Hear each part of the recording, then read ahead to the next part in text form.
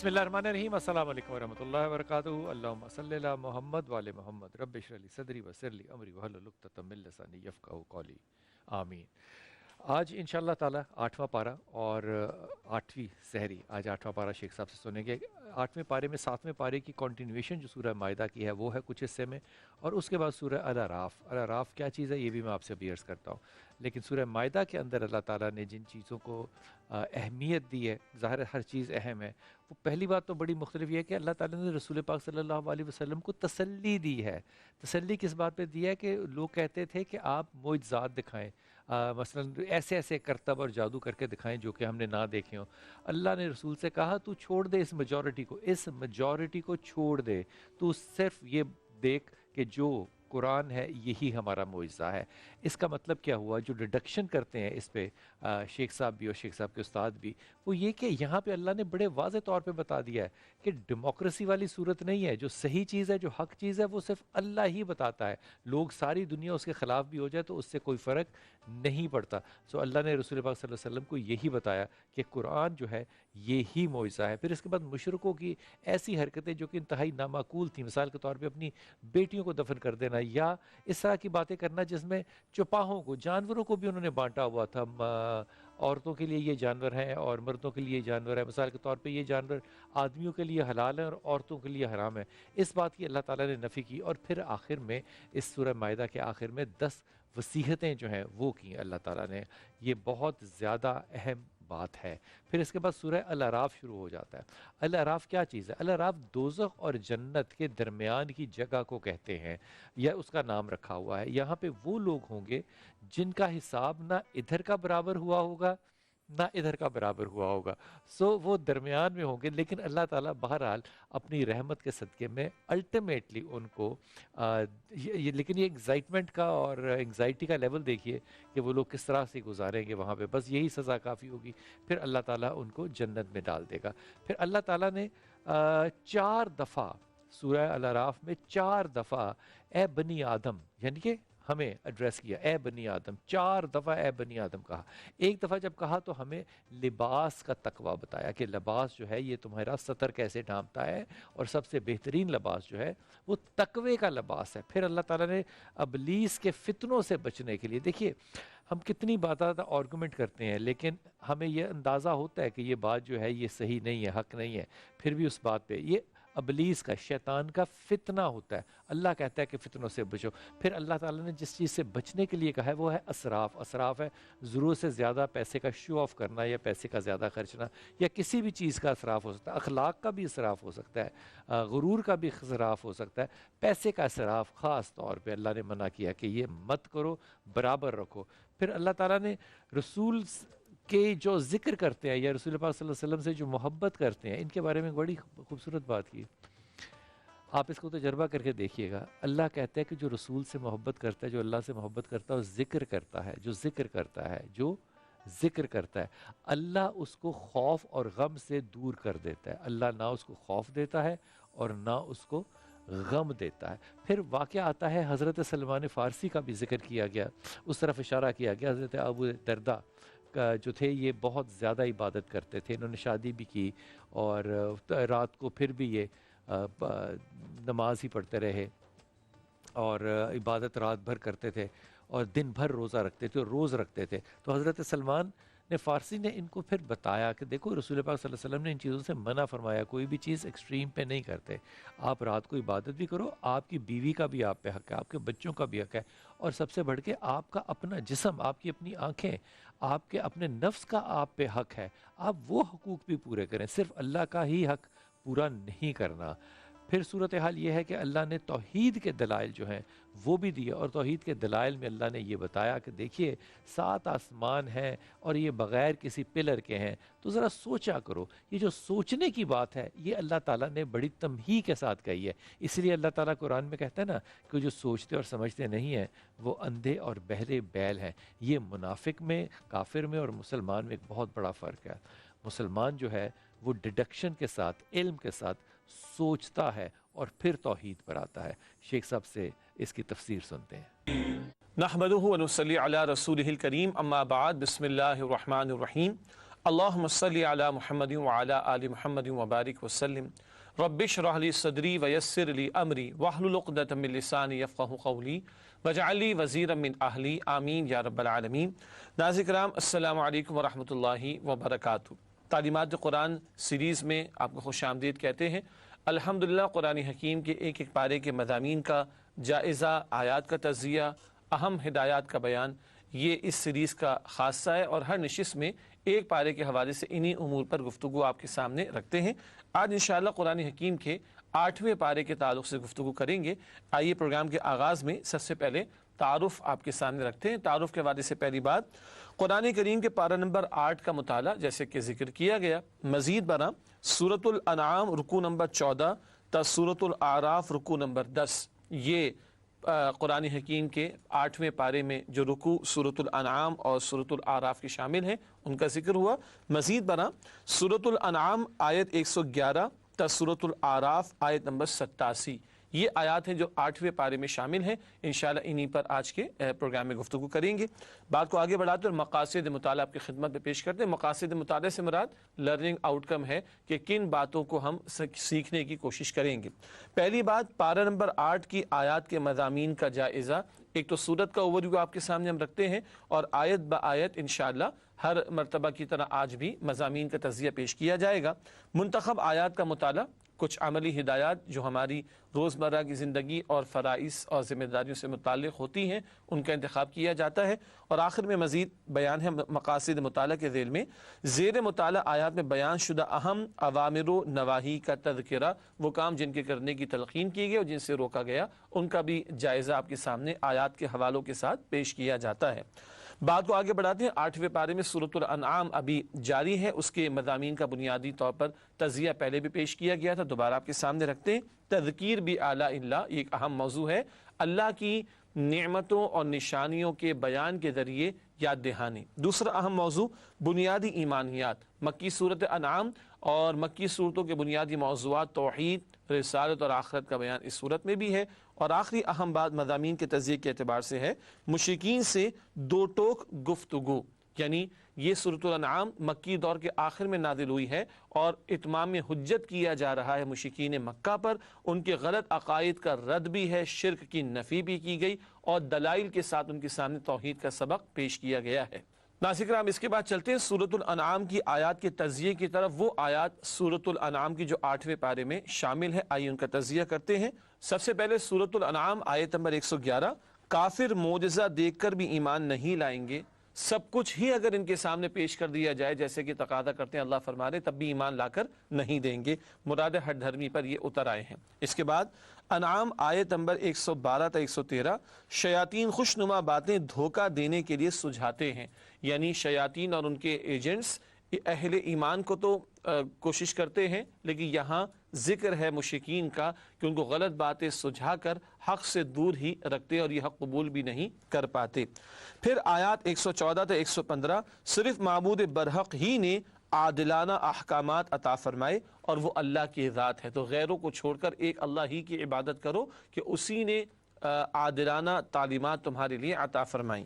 پھر آیات 116 تا 117، اکثریت کی پیروی گمراہ کر دے گی، وہ اکثریت کے جو اللہ سے دور ہو اور نفسانی خواہشات کی پیروی کرنے والی ہو، ایسی اکثریت کی بات اگر مانی جائے گی تو گمراہی ہاتھ آئے گی۔ اس پر آگے چل کر مزید بات کریں گے انشاءاللہ۔ پھر آیات 118 تا 121، معیار حق شریعت ہے، موروثی تصورات نہیں، باپ دادا ایسا کرتے تھے، باپ دادا ویسا کرتے تھے، یہ تصورات درست نہیں ہیں، بلکہ حق کا معیار وہ اللہ کی عطا کردہ شریعت ہے، اس کے تقاضوں پر عمل کرنے کا حکم۔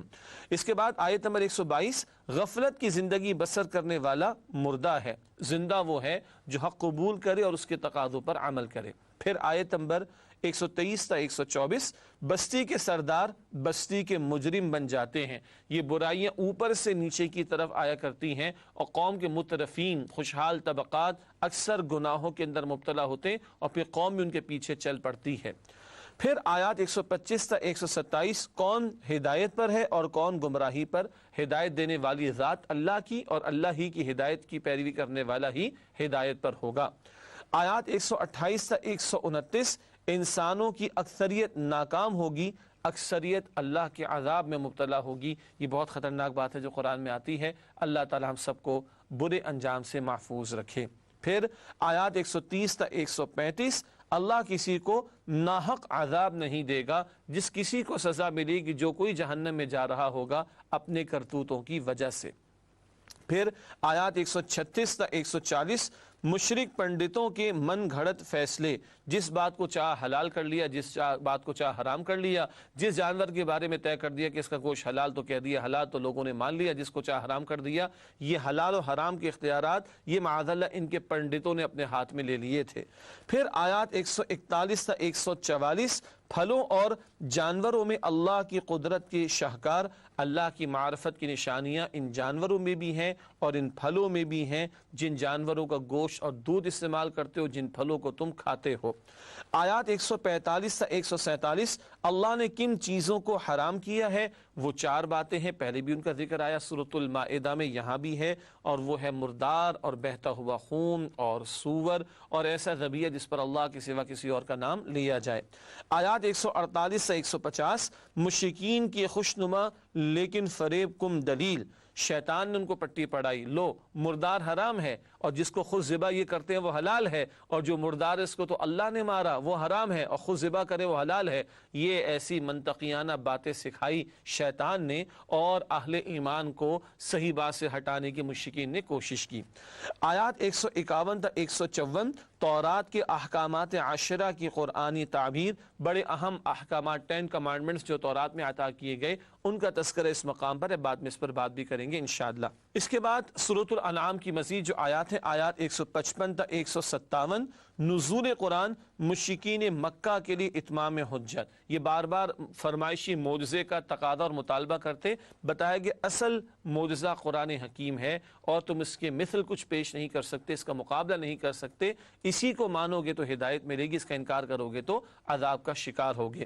اس کے بعد آیت نمبر 158، اللہ کی نشانی دیکھنے کے بعد ایمان لانا اور عمل کرنا مفید نہیں، یہاں مراد ہے اللہ کا فیصلہ جب آ جائے تو پھر اس کے بعد ایمان لانا معتبر نہیں ہوتا۔ فیصلے سے مراد پھر فرد کی جو مہلت ہے وہ ختم، یا کسی قوم کے لیے اجتماعی عذاب کا فیصلہ اللہ کی طرف سے کر دیا جائے۔ اس کے بعد آیت نمبر 159، دین کے حصے بکھرے کرنے والوں سے اللہ کے رسول کا کوئی تعلق نہیں، اشارہ مشرکین کی طرف ہے۔ پھر آیت نمبر 160، نیکی کا اجر 10 گنا ملے گا، اللہ کی رحمت کا بیان، اور بندہ بدی کرے تو اتنی ہی سزا ہے۔ آیات 161 تا 163، صراط مستقیم کیا ہے، اللہ ہی کے ہو رہنا، اپنی اطاعت کو اسی کے لیے خالص کر کے اس کا مسلم بن جانا۔ اور آخر میں آیات 164 تا 165، رب حقیقی اللہ ہی ہے، اسی کی عبادت کرنی اور اسی کی طرف لوٹ کر جانا ہے۔ ناظرین کرام، سورۃ الانعام کی وہ آیات جو 8ویں پارے میں شامل، ان کا تجزیہ آپ کے سامنے پیش کیا گیا۔ اب اس کے بعد چلتے ہیں سورۃ الانعام کی منتخب آیات کے مطالعے کی طرف، جو کہ آیات وارد ہوئی ہیں 8ویں پارے میں، چند آیات پیش خدمت ہیں۔ سب سے پہلے آیات 116 تا 117، مروجہ جمہوریت کی نفی، میجورٹی رولز جیسے آج کل کہا جاتا ہے، اکثریت کی بات مانی جائے گی، چاہے وہ مادر پدر آزاد ہی اکثریت کیوں نہ ہو، ایسی مروجہ جمہوریت کی نفی اس مقام پر بھی ہے۔ ارشاد ہوا، وَإِن تُطِعْ أَكْثَرَ مَنْ فِي الْأَرْضِ يُضِلُّوكَ عَنْ سَبِيلِ اللَّهِ إِن يَتَّبِعُونَ إِلَّا الظَّنَّ وَإِنْ هُمْ إِلَّا يَخْرُصُونَ إِنَّ رَبَّكَ هُوَ أَعْلَمُ مَنْ يَضِلُّ عَنْ سَبِيلِهِ وَهُوَ أَعْلَمُ بِالْمُهْتَدِينَ۔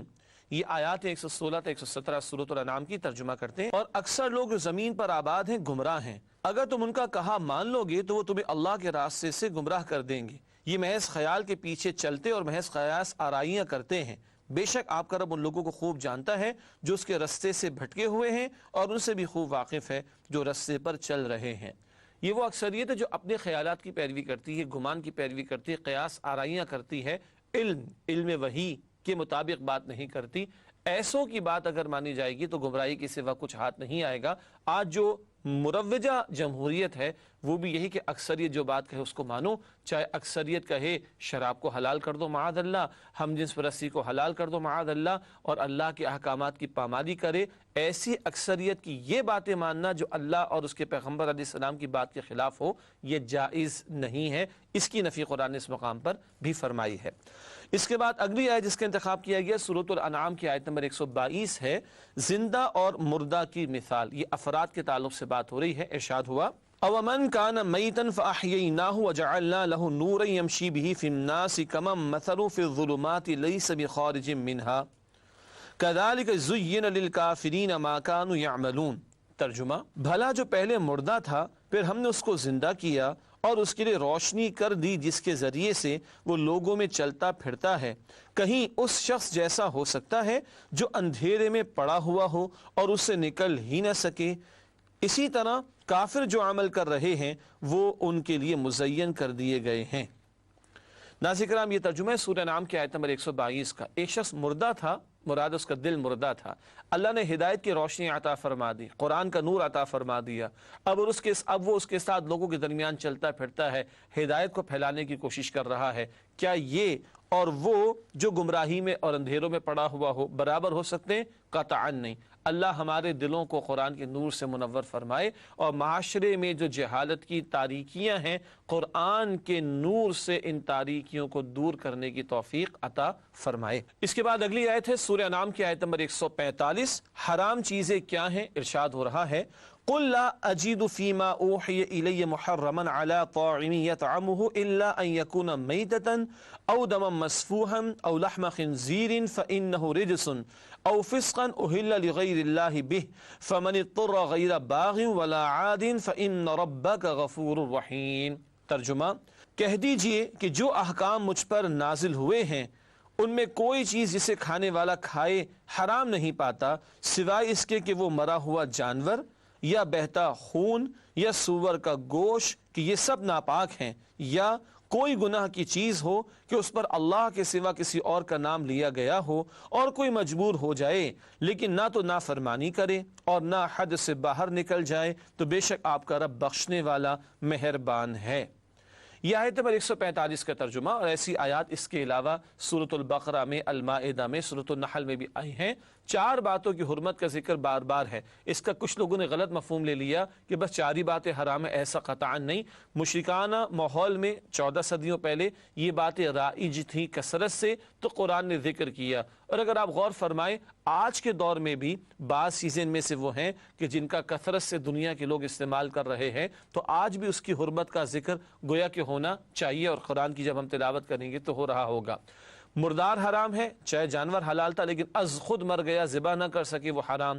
بہتا ہوا خون حلال، جانور ذبح کیا جو خون بہتا ہے اس کے وجود سے وہ حرام۔ سور کی ہر شے، گوشت ہی نہیں، کھال وغیرہ، ہڈیاں، ہر شے حرام۔ اور وہ ذبیحہ، وہ جانور کے ذبح تو کیا جا رہا ہے، حلال ہے، لیکن اللہ کے سوا کسی اور کا نام لیا جا رہا ہے، کسی اور کی طرف منسوب کیا جا رہا ہے۔ یہ 4 باتوں کی حرمت اس مقام پر بیان کی گئی۔ یہ اس تسلسل میں ہے کہ مشرکین نے حلال حرام کے فیصلے خود کرنا شروع کر دیے۔ بتایا گیا اللہ نے جو حرام کیا وہ یہ باتیں ہیں۔ اس کے بعد اگلی آیت، آیت نمبر 151 ہے، معاشرتی ہدایات کا بیان، اور وہ جو تورات کے 10 بڑے احکامات کا ابتداء ذکر ہوا تھا ان کا بیان اس مقام پر آیا ہے۔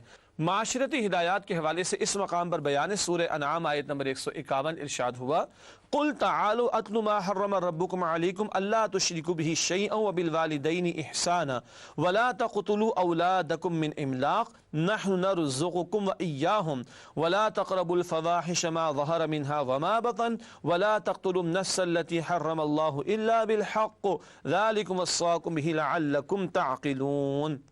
یہ آیت نمبر 151 ہے۔ کئی باتیں پہلے ترجمہ کرتے ہیں پھر بات کرتے ہیں انشاءاللہ۔ ارشاد ہوا کہہ دیجئے کہ آؤ میں تمہیں وہ چیزیں پڑھ کر سناؤں جو تمہارے پروردگار نے تم پر حرام کر دی ہیں، کہ کسی چیز کو اللہ کا شریک نہ بنانا اور ماں باپ سے بدسلوکی نہ کرنا بلکہ اچھا سلوک کرتے رہنا، اور ناداری کے اندیشے سے اپنی اولاد کو قتل نہ کرنا، کیونکہ تم کو اور ان کو ہم ہی رزق دیتے ہیں، اور بے حیائی کے کام ظاہر ہوں یا پوشیدہ ان کے پاس نہ پھٹکنا، اور کسی جان والے کو جس کے قتل کو اللہ نے حرام قرار دیا ہے قتل نہ کرنا مگر جائز طور پر، یعنی جس کا شریعت حکم دے۔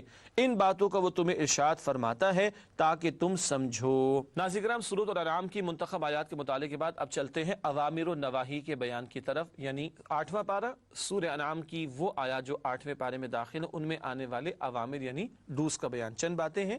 سب سے پہلی بات، ظاہری اور باطنی گناہ ترک کرنا، آیت نمبر 120 میں ذکر آیا۔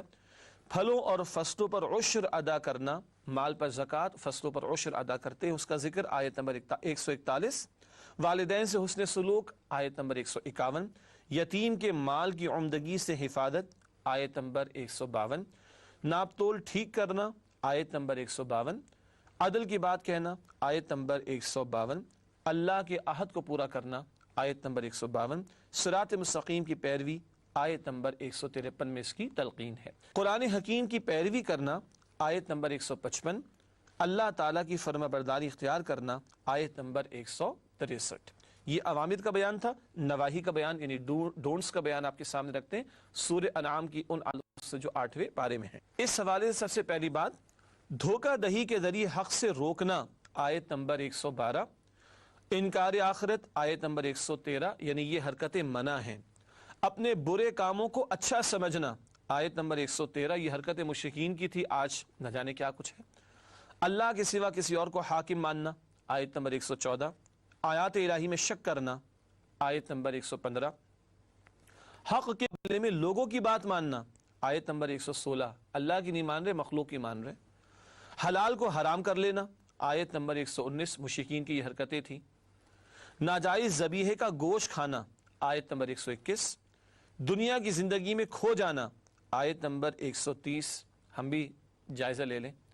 اس کے بعد اگلی بات، ظلم کی روش پر کاربند رہنا، آیت نمبر 135۔ غیر اللہ کے لیے مال کا حصہ مقرر کرنا، آیت نمبر 136۔ مشرکین جھوٹے معبودوں کے لیے مقرر کرتے تھے۔ جان بوجھ کر ذبیحے پر اللہ کا نام نہ لینا، آیت نمبر 138، یہ بھی مشرکین کی ایک حرکت تھی۔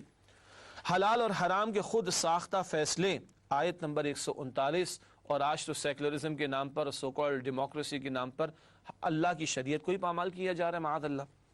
قتل اولاد، اس سے روکا گیا، آیت نمبر 140۔ اسراف، ضرورت سے زیادہ خرچ کرنا، آیت نمبر 141 میں روکا گیا۔ شیطان کے نقش قدم کی پیروی کرنا، آیت نمبر 142، روکا گیا اس سے۔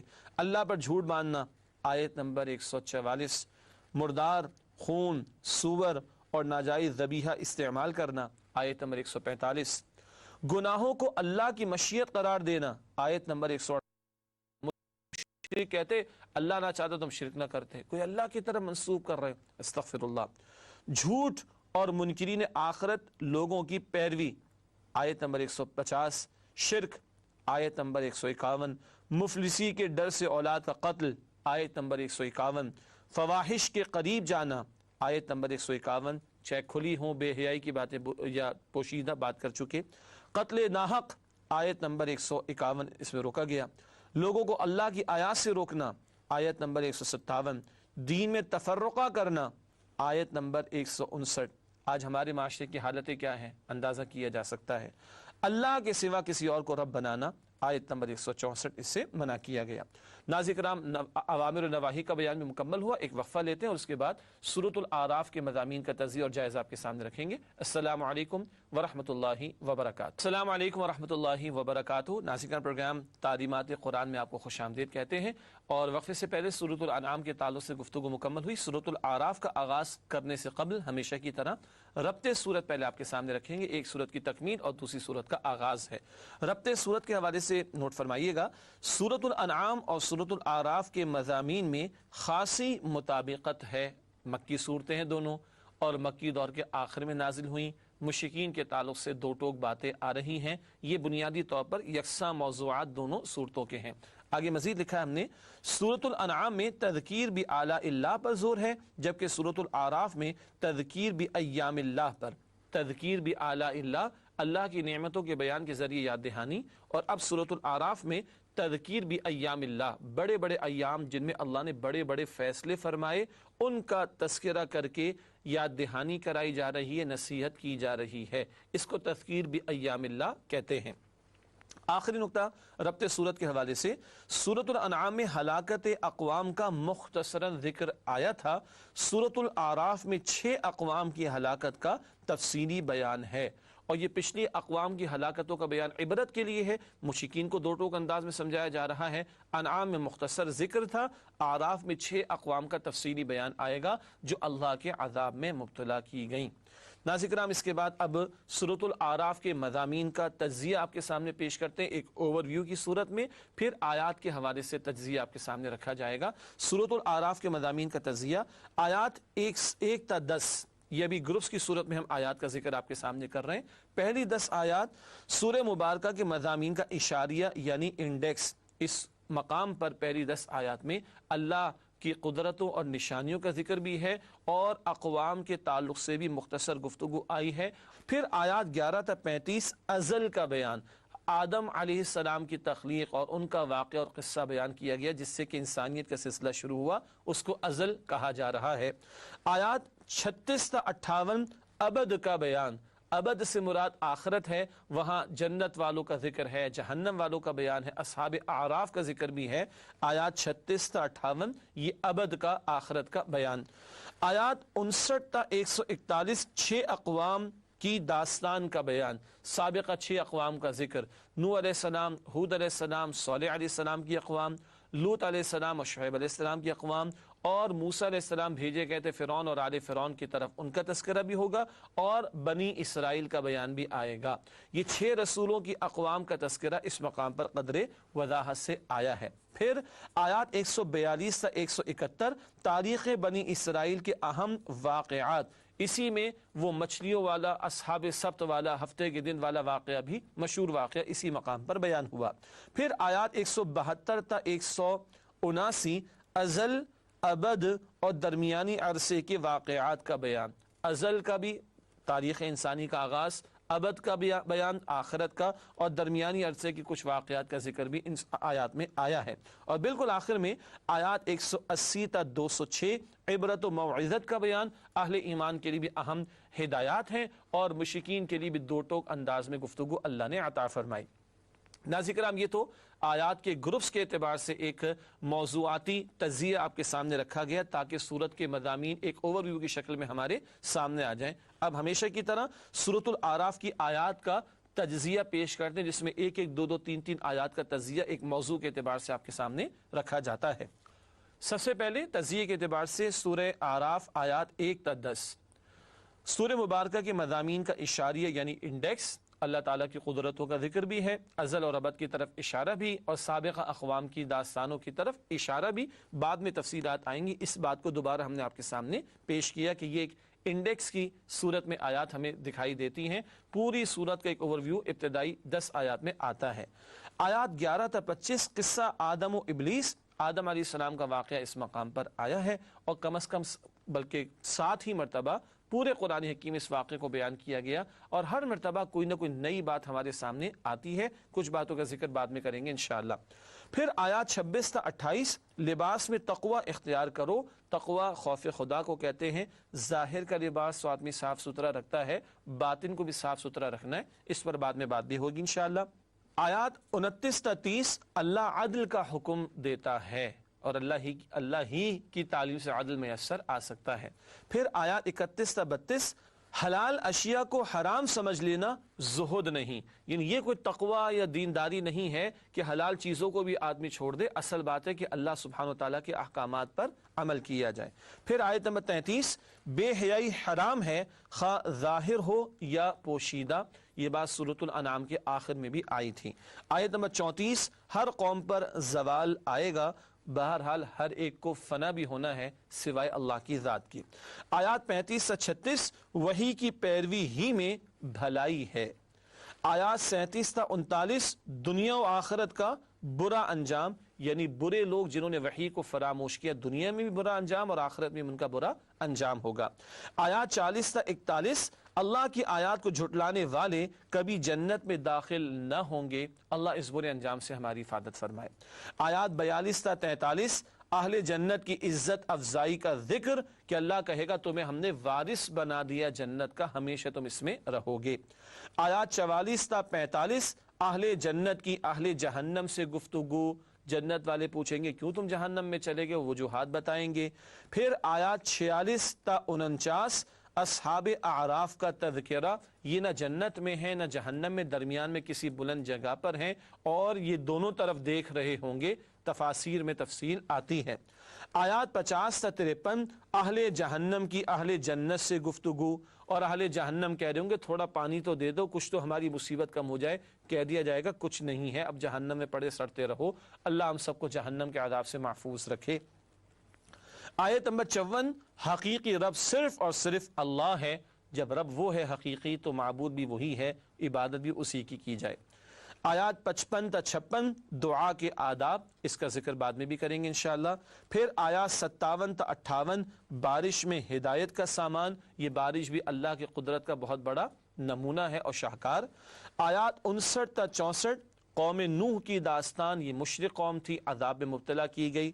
پھر آیات 65 تا 72 قوم عاد کی داستان، ہود علیہ السلام کی قوم قوم عاد یہ بھی شرک میں مبتلا تھی، عذاب میں مبتلا کی گئی۔ آیات 73 تا 79 قوم ثمود کی داستان، صالح علیہ السلام کی قوم یہ قوم بھی مشرک تھی، اس کو بھی عذاب دیا گیا۔ پھر آیات 80 تا 84 قوم لوط کی داستان، لوط علیہ السلام کی قوم شرک میں بھی مبتلا تھی اور ہم جنس پرستی کے گندے عمل میں بھی مبتلا تھی، یہ قوم بھی عذاب میں مبتلا کی گئی۔ اور 8ویں پارے کے آخر میں آیات 85 تا 93 قوم شعیب کی داستان، شعیب علیہ السلام کی قوم شرک میں بھی مبتلا تھی اور ناپ تول کی کمی کے جرم میں بھی مبتلا تھی، اس قوم پر بھی پھر اللہ کا عذاب آیا تھا۔ ناظرین کرام الحمدللہ سورۃ الاعراف کی وہ آیات جو 8ویں پارے میں آئی ہیں ان کا تجزیہ آپ کے سامنے رکھا گیا۔ اب حسب معمول آگے بڑھتے ہیں اور سورۃ الاعراف کی منتخب آیات کا مطالعہ آپ کے سامنے پیش کرتے ہیں۔ سب سے پہلے آیت نمبر 6 کا ہم نے انتخاب کیا ہے، ہر ایک کو جواب دینا ہے۔ ارشاد ہوا فَلَنَسْأَلَنَّ الَّذِينَ أُرْسِلَ إِلَيْهِمْ وَلَنَسْأَلَنَّ الْمُرْسَلِينَ۔ ترجمہ، تو جن لوگوں کی طرف پیغمبر بھیجے گئے ہم ان سے بھی سوال کریں گے اور پیغمبروں سے بھی پوچھیں گے، پیغمبروں سے بھی پوچھا جائے گا پہنچایا کہ نہیں۔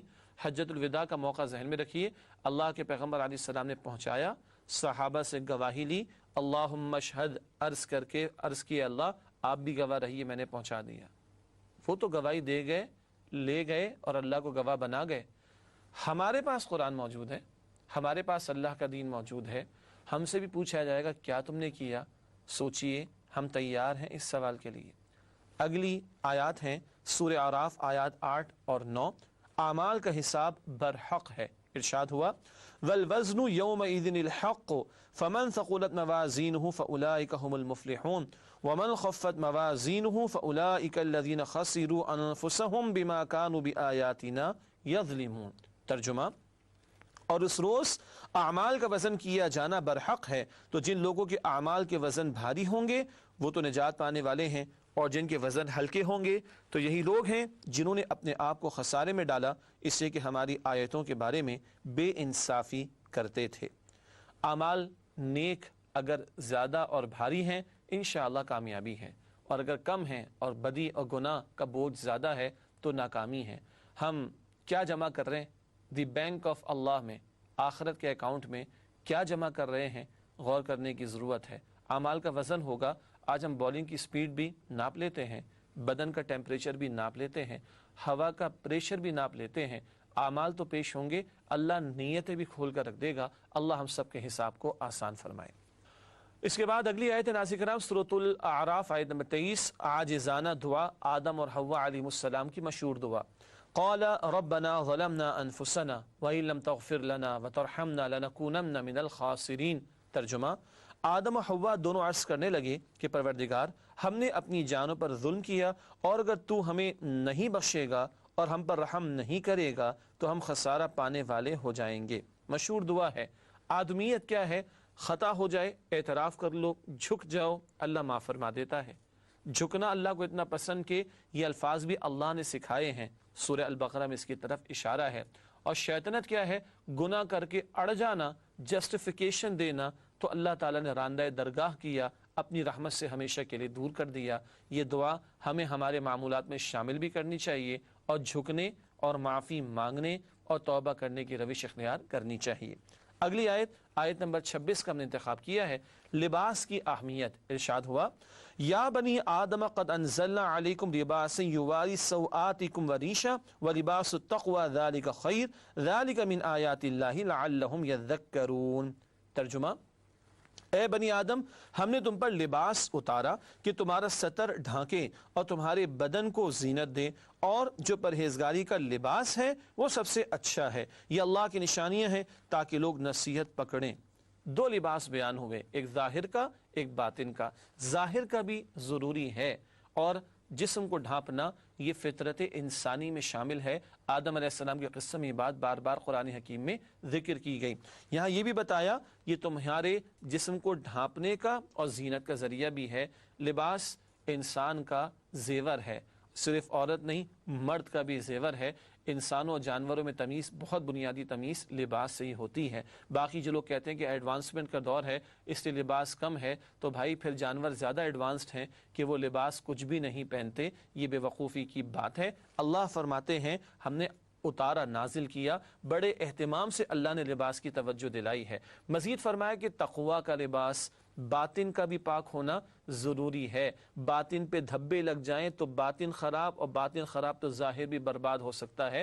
ظاہر و باطن کے لباس کی توجہ دلا کر فرمایا کہ یہ اللہ کی نشانیوں میں سے ہے۔ آخر میں حدیث مبارک پیش خدمت ہے، فرمان نبوی صلی اللہ علیہ وآلہ وسلم، بے شک اللہ تعالیٰ اس کتاب یعنی قرآن کو تھامنے کی بدولت بہت سی قوموں کو عروج عطا فرمائے گا، اور اسے چھوڑنے کی وجہ سے بہت سی قوموں کو ذلیل و رسوا فرمائے گا۔ مسلم شریف کی روایت ہے، امت کا عروج و زوال قرآن سے وابستہ ہے۔ اللہ تعالی ہمیں قرآن حکیم سے ہمارے تعلق کو مزید مضبوط کرنے کی توفیق عطا فرمائے۔ آپ ہماری ویب سائٹ وزٹ کرتے رہا کیجئے e.quranacademy.com۔ اسی کے ساتھ آپ سے اجازت چاہیں گے، اور اگلے پروگرام میں پھر آپ سے ملاقات ہوتی ہے۔ وآخر دعوانا ان الحمدللہ رب العالمین، والسلام علیکم ورحمۃ اللہ وبرکاتہ۔ استاد محترم نے جو لباس کی بات کی ہے بڑی اہم بات ہے۔ اللہ تعالیٰ نے مرد اور عورت کو ایک دوسرے کا لباس قرار دیا۔ اب غور فرمائیے کہ یہ جو میری قمیض ہے، اس قمیض کو میرے جسم کی حرارت کا پتہ ہے۔ اگر مجھے اس وقت پسینہ آئے گا تو باہر کے لوگ یہ نہیں پہچان سکتے کہ یہ پسینہ جو ہے کسی خوف کی وجہ سے ہے، تھکاوٹ کی وجہ سے ہے، یا بیماری کی وجہ سے ہے۔ لیکن یہ پسینہ جو ہے یہ میری قمیض کے اندر جب رستا ہے تو میری قمیض کو پتہ ہے کہ پسینہ کس لیے آیا ہے۔ یہ بڑی خوبصورت اور ایک زندہ مثال دی گئی ہے رشتوں کے تقدس کو، رشتوں کو پہچاننے کے لیے۔ مثال کے طور پہ آج کل بڑی آبزرویشنز ہیں ان چیزوں کے اوپر کہ رشتوں کو انڈیپینڈنٹلی کیسے گزارا جائے۔ مجھے یاد ہے کہ ہم گھر میں اگر شام کو دیر سے بھی آتے تھے یا رات کو دیر سے آتے تھے، کالج کے دنوں میں بہت سی اور ایسی سوشل ایکٹیویٹیز تھیں، رات کو جب بھی آتے تھے تو والدہ اٹھ کے خود روٹی پکاتی تھیں، اور ہم کئی دفعہ کہتے تھے کہ ماں آپ روٹی کو بند کر کے رکھ دیا کریں، ہم آئیں گے ہم کھا کے سو جائیں گے۔ وہ کہتی تھی نہیں، میں اٹھوں گی اور بناؤں گی، چاہے ان کو برا بھی لگتا ہو۔ میری بیوی بھی یہ کام کرتی ہے، رات کو دیر سے بھی آؤ تو وہ اٹھتی ہے، کھانا دیتی ہے، اور پھر وہ جا کے سو جاتی ہے۔ میں بہت عرصہ سوچتا رہا کہ یہ غیر ضروری چیزیں ہیں، یہ شاید ان کی زندگی میں ان کی جو انڈیپینڈنس ہے اس کے اندر یہ رکاوٹ ہے۔ لیکن مجھے بہت عرصے بعد یہ بات سمجھ میں آئی کہ اگر کوئی غسل خانے میں جائے نہانے کے لیے اور آپ اس کو ایک گرم پانی کی بالٹی جو ہے وہ دیں کہ یہ گرم پانی کی بالٹی رکھ لو، یہ صرف گرم پانی نہیں ہے، یہ صرف ایک روٹی کا پھلکا نہیں ہے جو کہ کسی نے آپ کے لیے ڈالنا ہے، یہ ایک تعلق ہے، یہ ایک رشتہ ہے۔ وہ بالٹی کا پانی ایک رشتہ ہے جو آپ پہ ڈپینڈنسی ہے۔ آہستہ آہستہ جب ہم انڈیپینڈنٹ ہوتے چلے جاتے ہیں تو یہ وہ ڈپینڈنسی جو رشتے کے لیے ایک بہت بڑی روح ہوتی ہے، جو روح کی بہت بڑی غذا ہوتی ہے، وہ ختم ہو جاتی ہے۔ اس کی ایک بہت زندہ مثال یہ ہے کہ جب سے ہم نے انڈیپینڈنس رشتوں میں اور نان ڈپینڈنسی مانگنی شروع کر دی ہے۔ اس وقت لاہور کا کچھ دن پہلے کا میں ڈیٹا آپ سے شیئر کرتا ہوں۔ لاہور کا جو عدالتوں کا ڈیٹا تھا وہ یہ کہتا تھا کہ 54% خواتین جو ہیں وہ نکاح کے بعد خلا مانگ لیتی ہیں۔ پہلے تو میری سمجھ میں یہ بہت سی باتیں نہیں آتی، مثال کے طور پہ کہ اگر آپ جا رہے ہیں کہیں نکاح کے لیے تو عدالت ہی اس کے لیے آپ کیوں چوز کرتے ہیں؟ کیونکہ باقی لوگوں سے آپ چھپنا چاہتے ہیں، تو عدالت میں ان نون لوگ کیا آپ کے گواہ بن کے آپ نکاح کر سکتے ہیں؟ میں پوچھوں گا آج لوگوں سے، اپنے علماء اکرام سے، کہ یہ نکاح جو ہے اس کی حیثیت کیا ہوتی؟ قرآن کو بنا لینا گواہ اور اس میں شادیاں کر لینی، کیا یہ امپورٹنٹ چیزیں؟ ان پہ ہم باتیں کریں گے، لیکن آج کا ہمارا موضوع ہوگا کہ طلاق اور خلا کے قاعدے کیا ہونے چاہیے؟ کوئی قاعدے ہونے بھی چاہیے، یا مجھے ایک جوش آیا، جذبہ آیا، میں نے اونچی اونچی بکواس کر دی اور پھر ساری عمر میری اولاد بھی اس کا بھگتے گی، میری بیوی بھی بھگتے گی اور میں بھی بھگتوں گا. کیا واقعی یہ اتنا آسان کام ہے کہ اس کو کر دینا جو ہے وہ زندگیاں تباہ کر دے؟ لیکن اللہ نے اس کے لیے کوئی پروٹیکٹیو شیلڈ، کوئی گرم پانی کی بالٹی، کوئی گرم پھلکا نہیں رکھا ہوا؟ اپنے علماء سے بات کریں گے.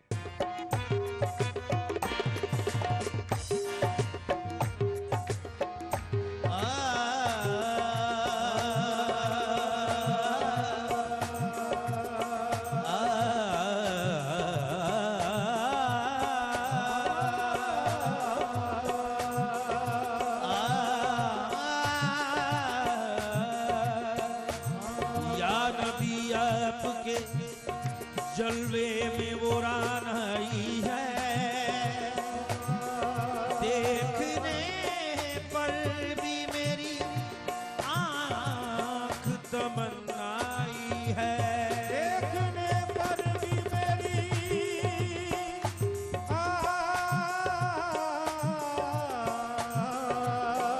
آنکھ تمنائی ہے. حق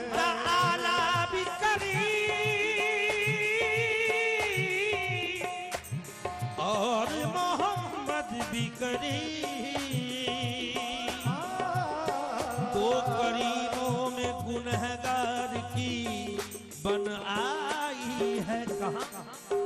محمد کے شہر میں، محمد کے شہر میں، محمد کے شہر میں، محمد کے شہر میں، محمد کے شہر میں، محمد کے شہر میں، محمد کے شہر میں.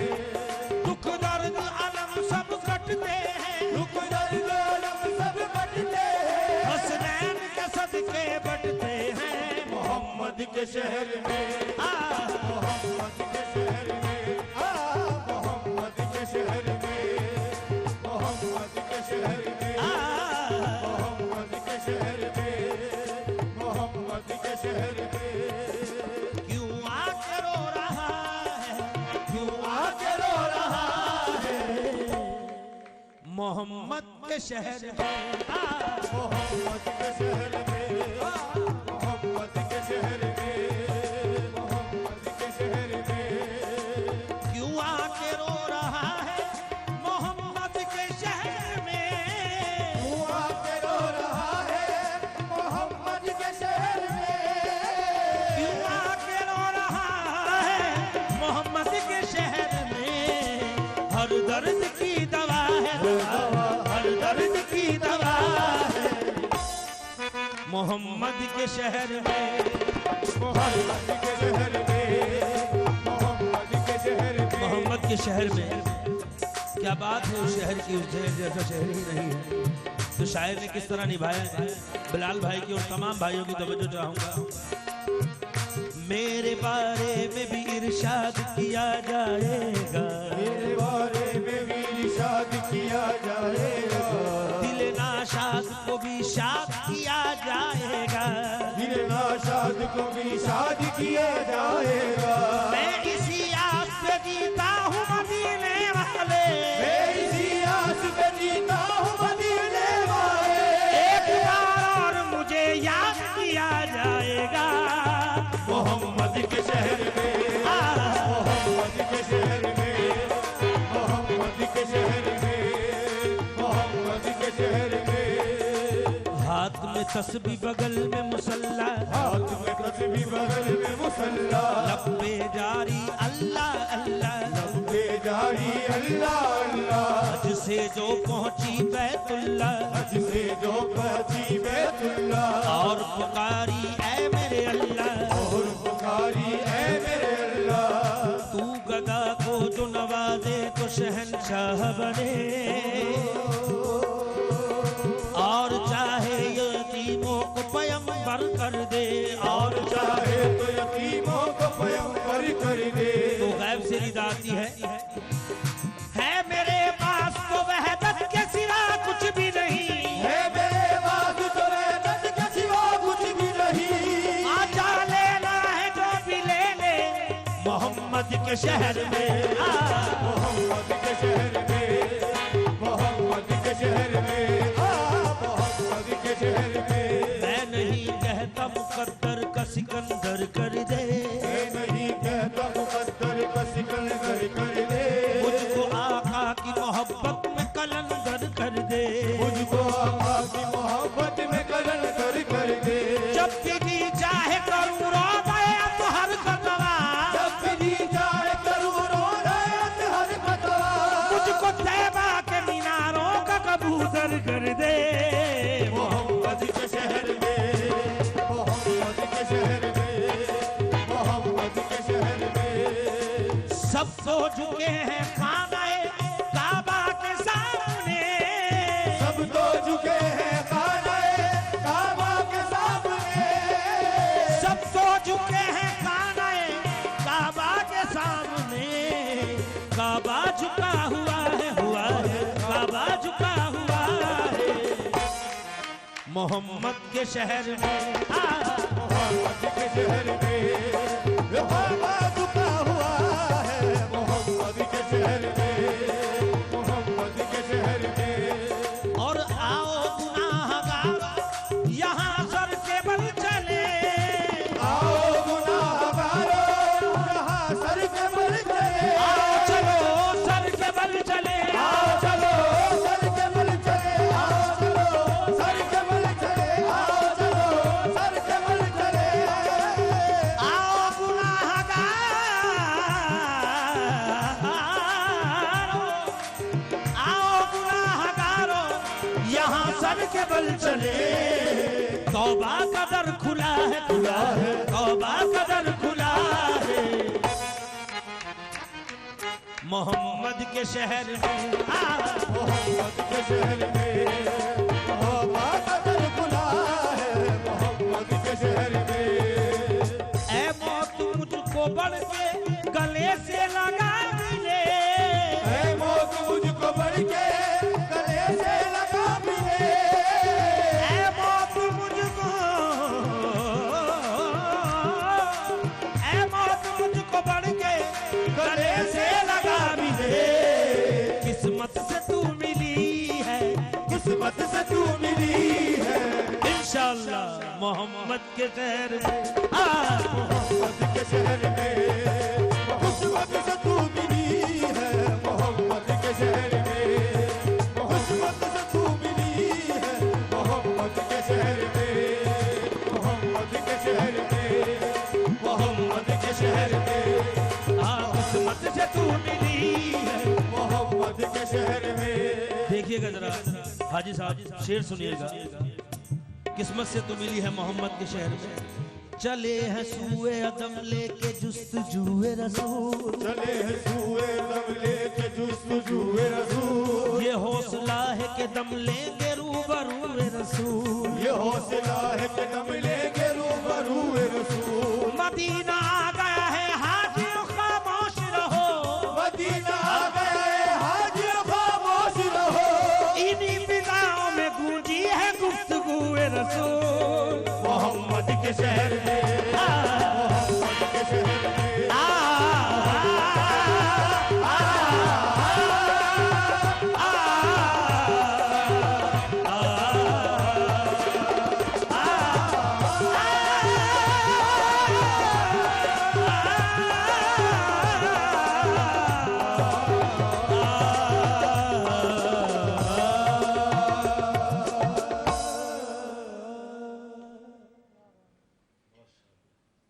सूफी खुदा की कसम कुछ अब बोलने को दिल ही नहीं कर रहा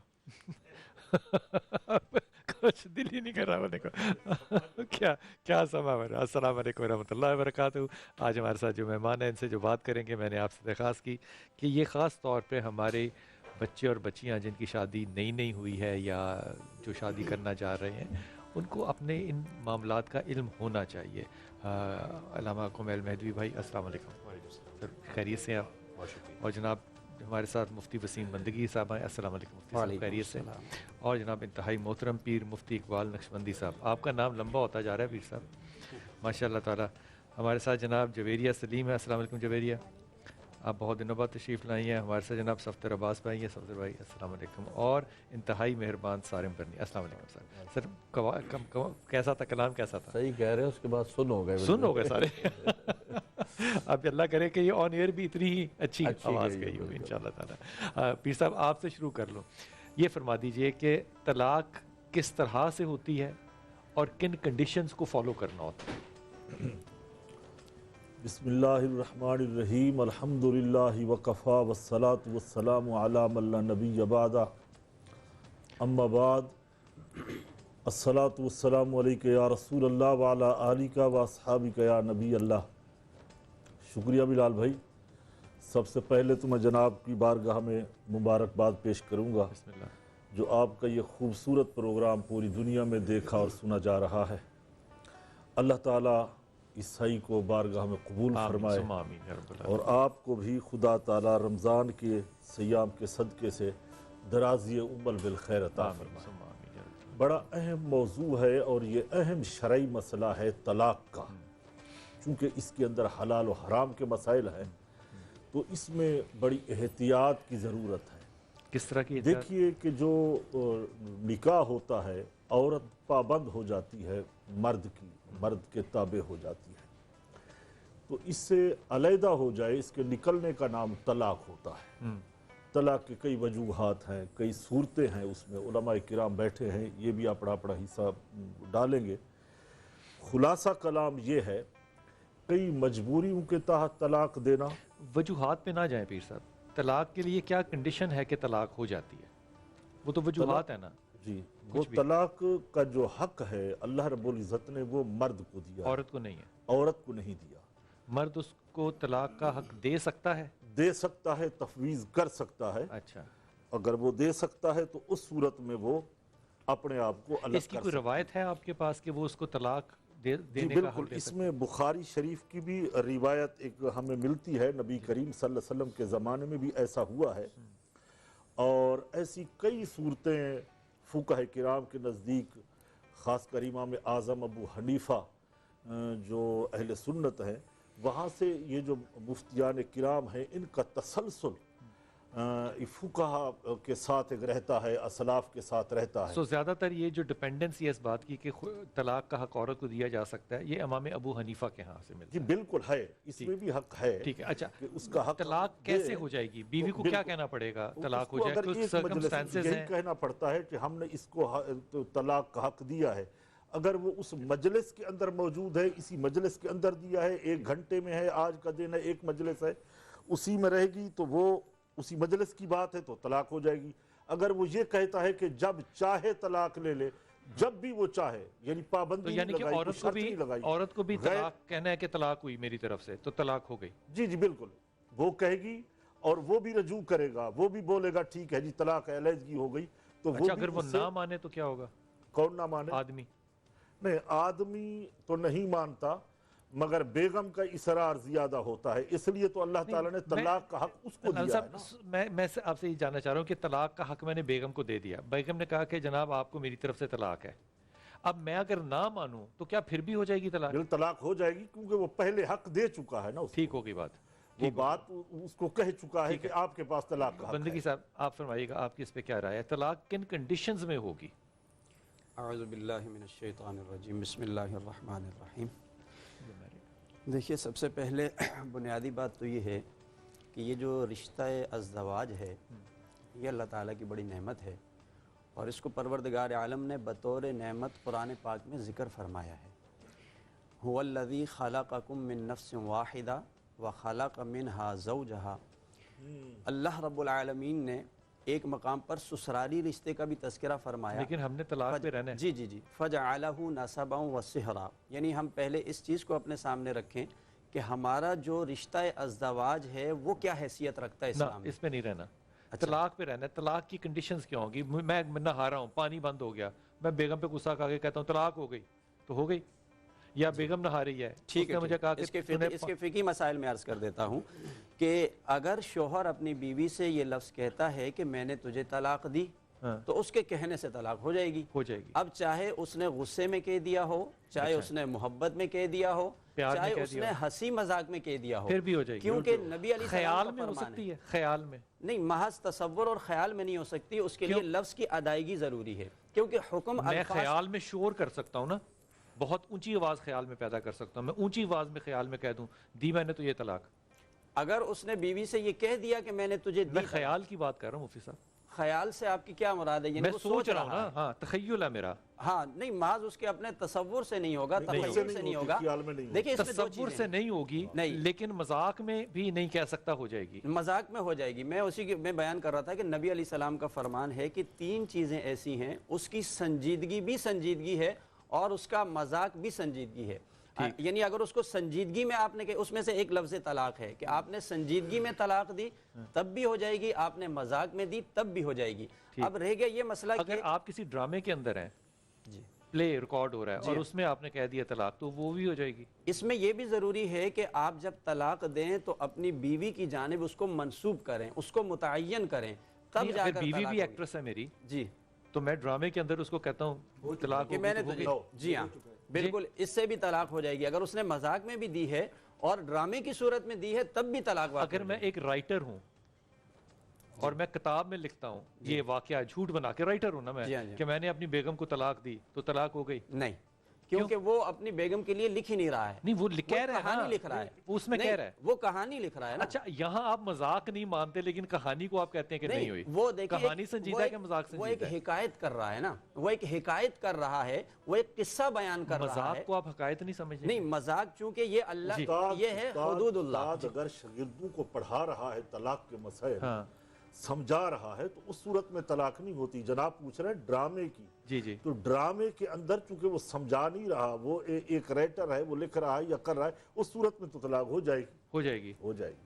سو ڈرامے میں ہی طلاق ہو گئی. جی ہاں جی ہاں بالکل. یہ اصل میں آتے ہیں لوگ جی فتوے لے کے آتے. دیکھیں اچھا یہ جو طلاق کے مسائل ہیں بلال بھائی، ایک سیکنڈ میں ان کو بھی شامل کر لوں نا، پھر میں ثابت. حضور آپ کے ہاں طلاق جو ہے یہ سوری آپ فرما رہے ہیں جو یہ کسی حنفی مسلک کے تحت آپ فرما رہے ہیں یا آپ جنرالٹی میں فرما رہے نہیں ہم حنفی مسلک کے ساتھ اور آپ کس نہیں، یہ جنرل مسئلہ ہے. حدیث پاک کے اندر آیا کہ مذاقاً بھی اگر طلاق دی جائے گی تو طلاق واقع ہو جائے گی. اور اس کو قرآن نے کہا ہے وَتِلْكَ حُدُودُ اللَّهِ، یہ اللہ کی حدود ہیں، ان سے چونکہ مذاق کرنا جائز نہیں ہے. مذاق کرنا جائز نہیں ہے. اگر کوئی مذاقاً جیسے بولتا ہے نا کہ نہیں ویسے مذاق کرنا جائز ہے. نہیں ویسے جائز ہے لیکن مذاق جائز ہے. وَتِلْكَ حُدُودُ اللَّهِ. ایک سیکنڈ میں نالائق آدمی ہوں نا. کیا مذاق جائز ہے شرعی طور پہ؟ جی جی جائز ہے، بالکل جائز. کیا غصہ جائز ہے شرعی طور پہ؟ جی ہاں بالکل جائز ہے. مذاق حرام ہے؟ نہیں. کیا غصہ حرام ہے؟ جی کسی جگہ پر حرام بھی ہے اور کسی جگہ پر جائز بھی ہے. اس کی مگر اپنی طلاق کے کنڈیشن ہے. معاملات میں احتیاط ہے بلال بھائی، احتیاط ہے. احتیاط تو ایک بڑا اور موضوع ہے. میں ان کو بھی شامل کر دوں. جی حضرت آپ کے ہاں طلاق کیا اتنی ہی آسان ہے جتنی فرما رہے ہیں؟ بسم اللہ الرحمن الرحیم. ایک تو یہ کہ طلاق سب جانتے ہیں کہ منفور ترین عمل ہے، عرش الہی برا کا ترین زلزلہ ہے، آ جاتا ہے، لیکن برا حلال ترین ہے. حلال ہے، برا ترین حلال ہے. لیکن ایک اعتبار سے ایک سہولت بھی اللہ سبحانہ وتعالیٰ کی طرف سے، اس لیے کہ اگر آپ کیتھولک مذاہب میں یا آرتھوڈکس عیسائیت میں دیکھیں تو اس میں تو ہوتا تھا کہ اگر آپ میاں بیوی الگ ہو جائیں لیکن پھر بھی طلاق نہیں ہوگی، نہ میاں کو دوسری شادی کا حق نہ بیوی کو حق. آرتھوڈکس میں بھی اس طرح سے تھا کہ اگر وہ زنا کر لیں دونوں میں سے کوئی ایک تب وہ طلاق ہوگی، لیکن اس کے باوجود بھی دونوں کو نکاح کا حق نہیں ہوگا. تو میرا اللہ تعالیٰ نے ایک سہولت دی ہے کہ تم اپنی زندگی کو آگے بڑھاؤ. میں بھی نہیں ہے ایک راستہ جیتی اس قانونی انہوں نے ایک شکل نکالی ہے، وہ تو بعد میں کرسچنز نے بھی نکالی، لیکن مذہبی طور پر نہیں ہے. تو اللہ سبحانہ وتعالیٰ کی ایک طرح سے نعمتوں سہولتوں میں سے کہ تم اپنی زندگی ایک عام متعارف طریقے سے گزارو. ہاں فقہ جعفریہ کے مطابق چونکہ وہ جس حدیث کا حوالہ دے رہے ہیں، ہمارے حدیث کا جو سلسلہ ہے، جو راویوں کا سلسلہ ہے، جو معتبر سلسلہ ہے، وہ اور طریق سے اور احناف کے اور طریق سے. تو بہرحال ہمارے یہاں پر آپ کا طریقہ امام زین العابدین، امام جعفر صادق، ان جعفر ابن محمد صادق. ٹھیک ہے سر صرف طریق کا ہی مسئلہ ہوگا، باقی کوئی مسئلہ نہیں ہے. ان محمد امام اعظم ابو حنیفہ کے جو پیر و مرشد ہیں وہ کون ہیں؟ جی جی جی جی وہ امام جعفر جانتے ہیں نا، امام جعفر صادق علیہ السلام. امام جعفر صادق کی تو ہے. تو امام جعفر صادق علیہ السلام کے تمام اقوال کو انہوں نے اختیار نہیں کیا نا، تو اس لیے وہ طریقہ مختلف ہو گیا. تو امام جعفر صادق از امام محمد باقر از امام زین العابدین از امام حسین علیہ السلام از امام علی علیہ السلام اور ان رسول اللہ صلی اللہ علیہ وآلہ وسلم. فقہ جعفریہ میں ایک تو یہ ہے کہ طلاق کا ایک عربی صیغہ ہے. صیغہ سے مراد صیغہ مطلب اس کا کال ہے، اس کو کہنا پڑے گا. خود شوہر کو یا تو کہنا پڑے گا اگر اسے عربی آتی ہے، اگر اسے عربی نہیں آتی ہے تو کوئی ایسا اویلیبل ہے کہ جو اس کی جانب سے اس صیغے کو جاری کر سکے. جیسے نکاح کا بھی صیغہ عربی میں ہے، اسے خود بھی پڑھ سکتا ہے وہ، اگر نہیں پڑھ سکتا وہ دیکھ کے بھی پڑھ سکتا ہے. صیغے کا مطلب کیا ہوتا ہے؟ نیت ہے؟ نہیں، صیغے کا مطلب یہ ہوتا ہے کہ ایک فارمولا، ایک کوٹیشن، تو اسے یہ کہنا ہے اور اس پر وہ طلاق جاری ہوگی. اور یہ اس لیے کہنا ہے تاکہ اس کی نیت کے اوپر کوئی شک نہ رہ جائے کہ یہ یہی کرنا چاہتا ہے جو کہہ رہا ہے. ساتھ میں طلاق کے معاملے میں بھی فقہ جعفریہ کے مطابق 2 عادل گواہوں کی ضرورت ہے, اس کے بغیر نہیں. جی تو یہ ایک اضافی شرط ہے. بہرحال اللہ سبحانہ و تعالیٰ نے اسے اس طرح سے رکھا ہے کہ مشکل سے مشکل پروسیس سے ایک انسان گزرے سوچ سمجھ کر, آسان نہیں کہ کرنا. 2 عادل گواہ اس کے سامنے ہوں تب جا کے وہ طلاق کا صیغہ جاری کرے, اور بھی اس کی کچھ اگر وہ شرائط ہے. تنہائی میں کر دے, اگر وہ تنہائی میں کر دے تو وہ نافذ نہیں ہوگا. اسی طریقے سے اگر مذاق میں بول دے تو وہ نافذ نہیں ہوگا, چونکہ ہمارے وہ جو انما الاعمال بالنیات کی حدیث ہے وہ غالب ہے. کہ اگر یہاں بھی تو وہ حدیث ہے, بخاری کی حدیث ہے. وہ حدیث تو ہے, وہی تو حدیث ہم کہہ رہے ہیں بلال بھائی, اسی حدیث کی تو بات ہم کر رہے ہیں. حدیث تو پھر اس میں پوری نیت انما الاعمال بالنیات پڑھ رہے ہیں نا, تلاوت کر رہے ہیں نا. ایک سیکنڈ.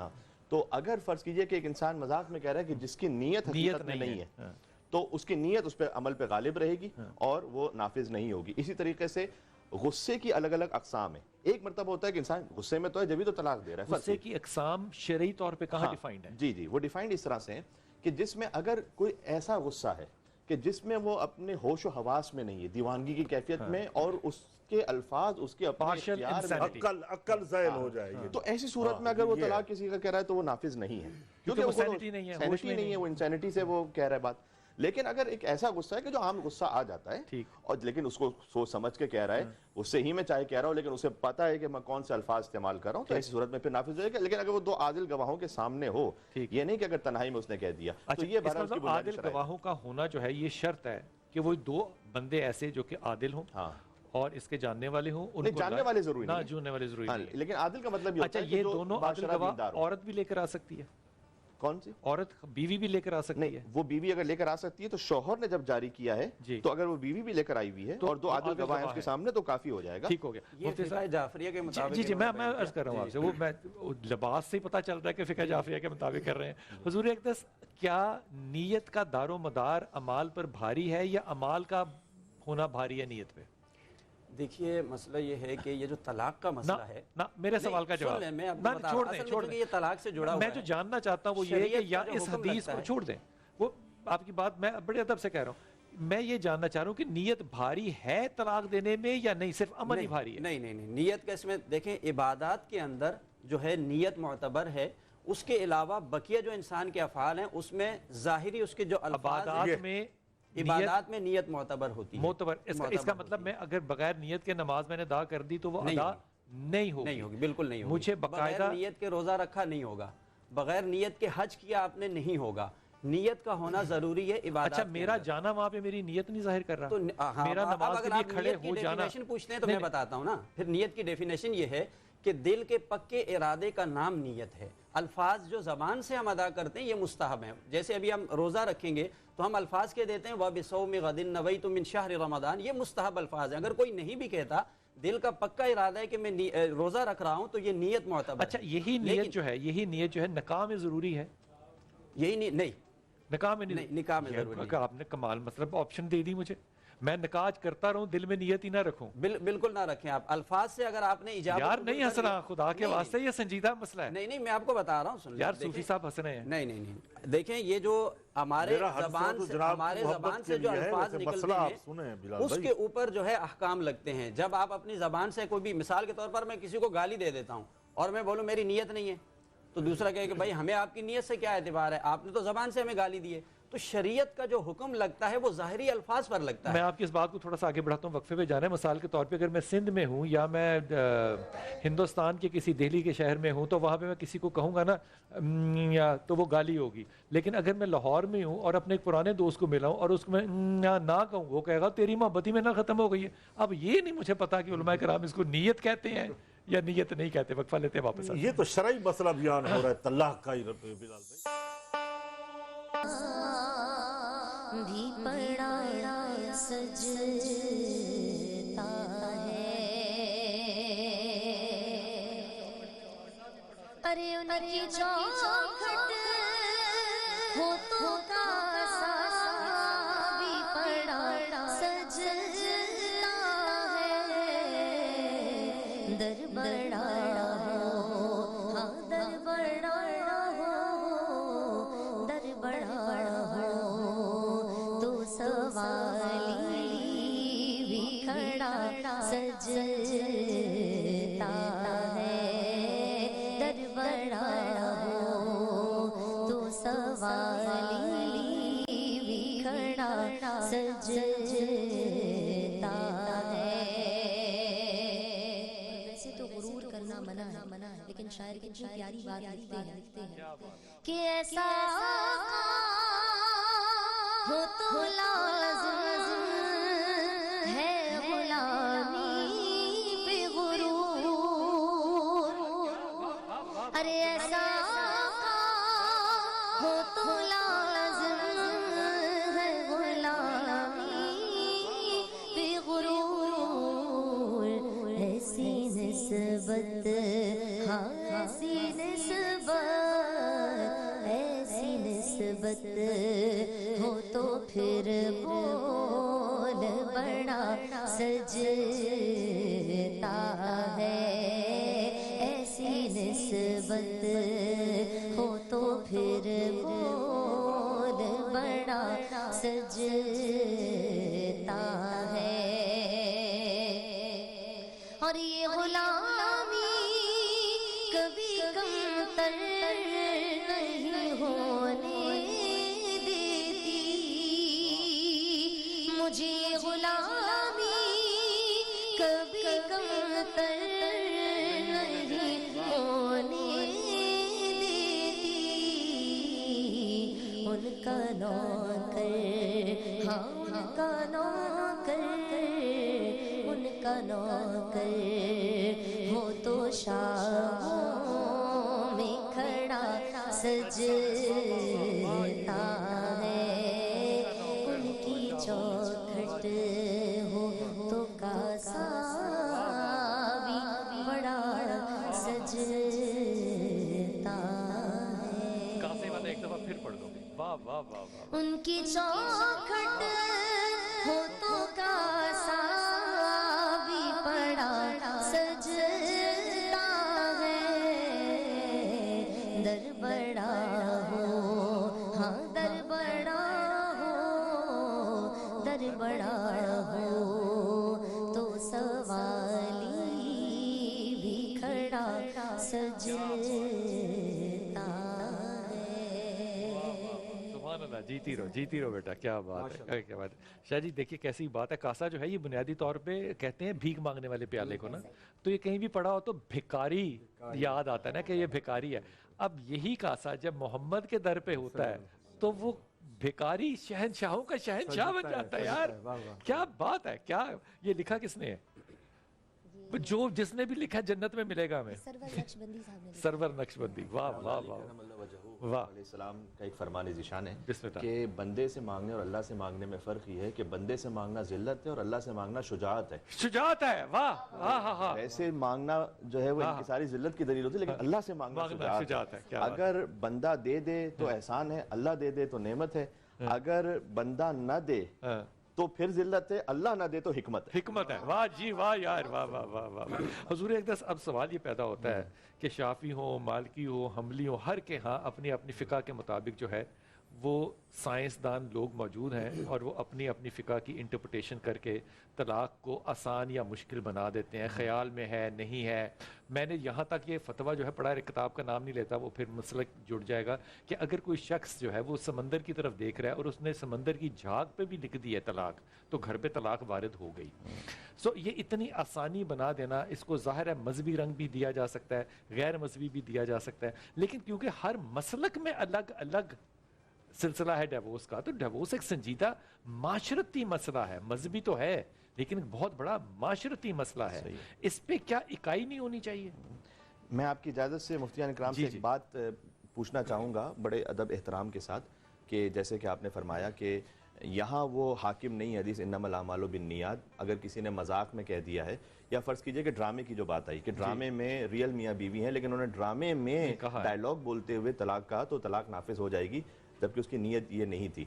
तो क्या ये सूरत निकाह की भी रहेगी कि दो एक्टर एक्ट्रेसेस काम कर रहे हैं ड्रामे में और उन्होंने ड्रामे में शादी हुई उनकी, तो क्या वो शादी हो जाएगी? जी हाँ, बिल्कुल अल्लाह आपको खुश रखे, बिल्कुल। अल्लाह आपको सलामत रखे। पाकिस्तान में जोड़े ही जोड़े हैं सारे। तो ये तो फिर पाकिस्तान, क्योंकि पाकिस्तान की तारीख में हजारों ड्रामे अल्लाह बने ने हैं। बनाए ही जोड़े हैं जी। असल में नहीं बात नहीं, ये है, ये बहस नहीं है, मतलब ड्रामे में निकाह हो जाएगा फरमा रहे हैं। जी बिल्कुल हो जाता है। अगर देखिए दो गवाहों की मौजूदगी में, नहीं, वो जो सीन हो रहा होता है वो दो गवाहों की मौजूदगी में दो हो रहा होता है। गवाहों की बल्कि मौजूदगी आवाम में, देख रही है जो वो भी गवाह है। दो गवाहों की मौजूदगी में अगर दो शख्स आपस में ईजाब कबूल करते हैं शरई तौर पर जो तरीका है, तो अगरचे वो मजाकन भी करते हैं, तो मजाक की बात नहीं, ड्रामे की बात हो रही। तो ड्रामा भी मतलब वो रियल में तो नहीं है ना। अगर वो हो करते जाएगा, हैं तो ये निकाह भी हो जाएगा, तलाक भी। अच्छा देखिए, बार बार ये लफ्ज आ रहा है कि हमने इसको बहुत आसान कर दिया।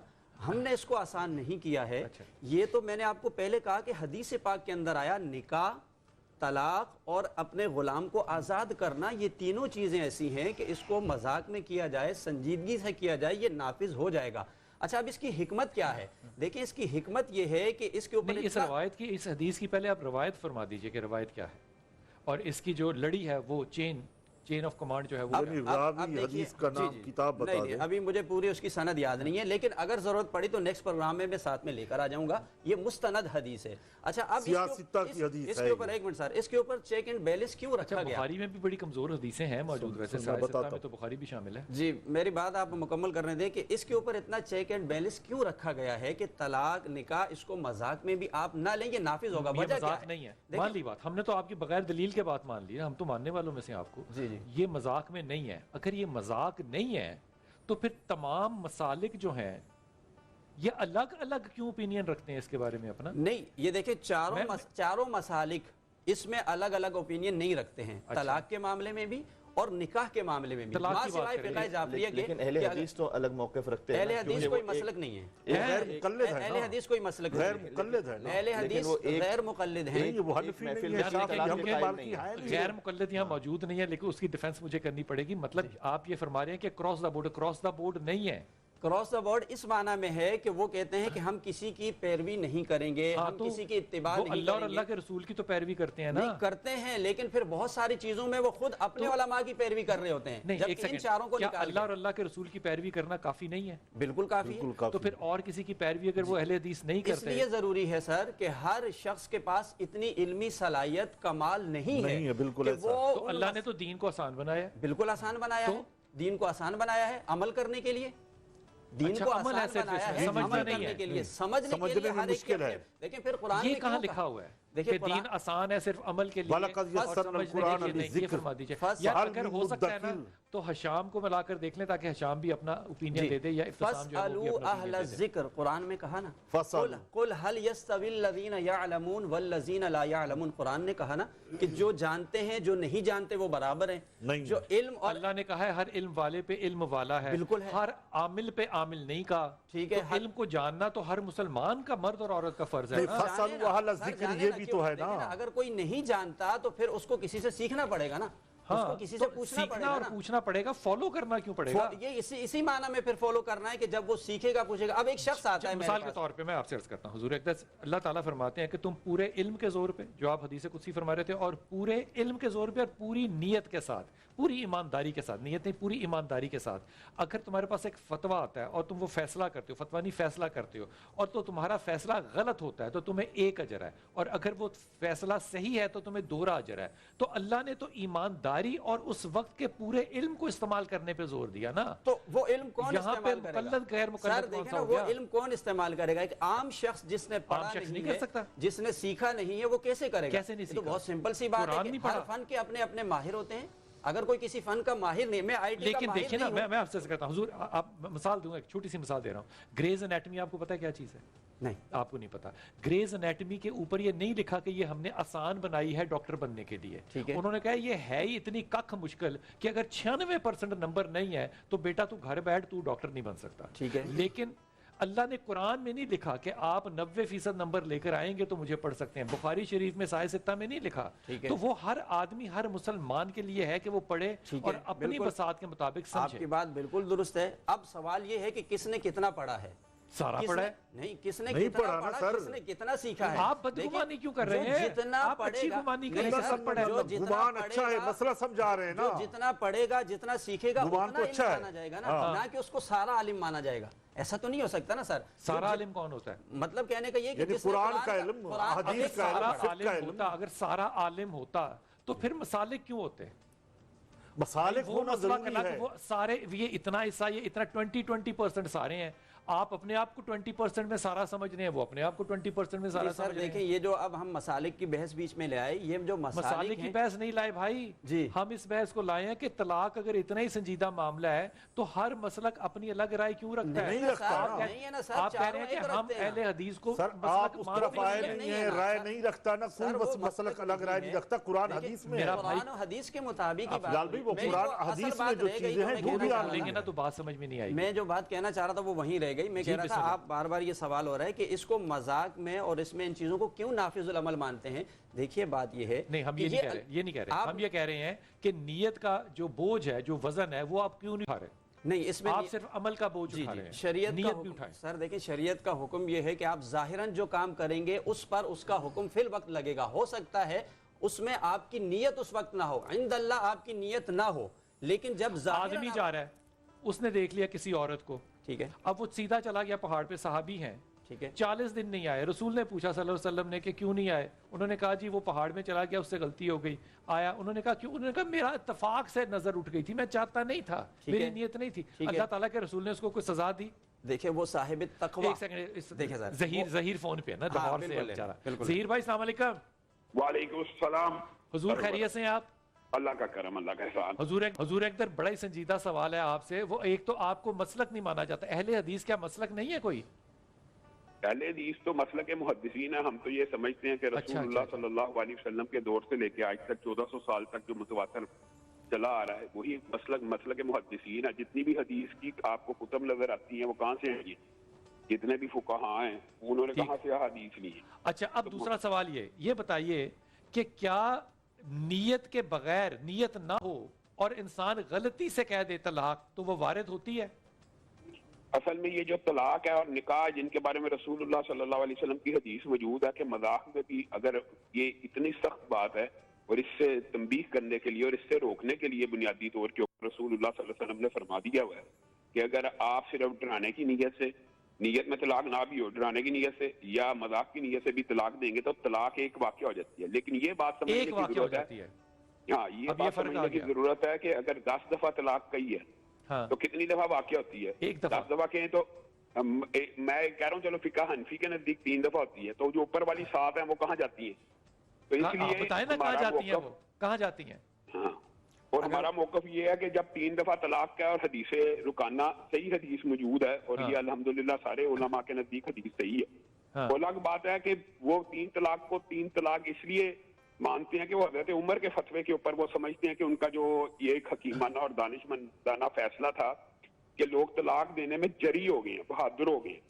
تو حضرت عمر نے عارضی طور کے اوپر یہ فیصلہ نافذ کیا جو 3 دفعہ طلاق کہے گا میں اس کی واقع کروا دوں گا، ورنہ رسول اللہ تو صلی اللہ یہ علیہ وسلم فقہی مسئلہ ہوا کیونکہ حضرت عمر طلاق کا معاملہ ہے کے تو یہ بائن فقہی ہے، مسئلہ ذرا ہوا نا. وضاحت بھی تو کرے نا مولانا، وضاحت بھی تو کرے دوسری نا. بات یہ میں کرتا ہوں، رسول اللہ صلی اللہ علیہ وسلم کے دور میں صحیح مسلم کے اندر بھی اور دیگر حدیث کی کتب میں واضح طور پہ یہ بات موجود ہے کہ حضرت محمد رسول اللہ صلی اللہ علیہ وسلم کے اپنے دور میں ایک صحابی نے 3 دفعہ طلاق دے دی اپنے رسول اللہ کے سامنے.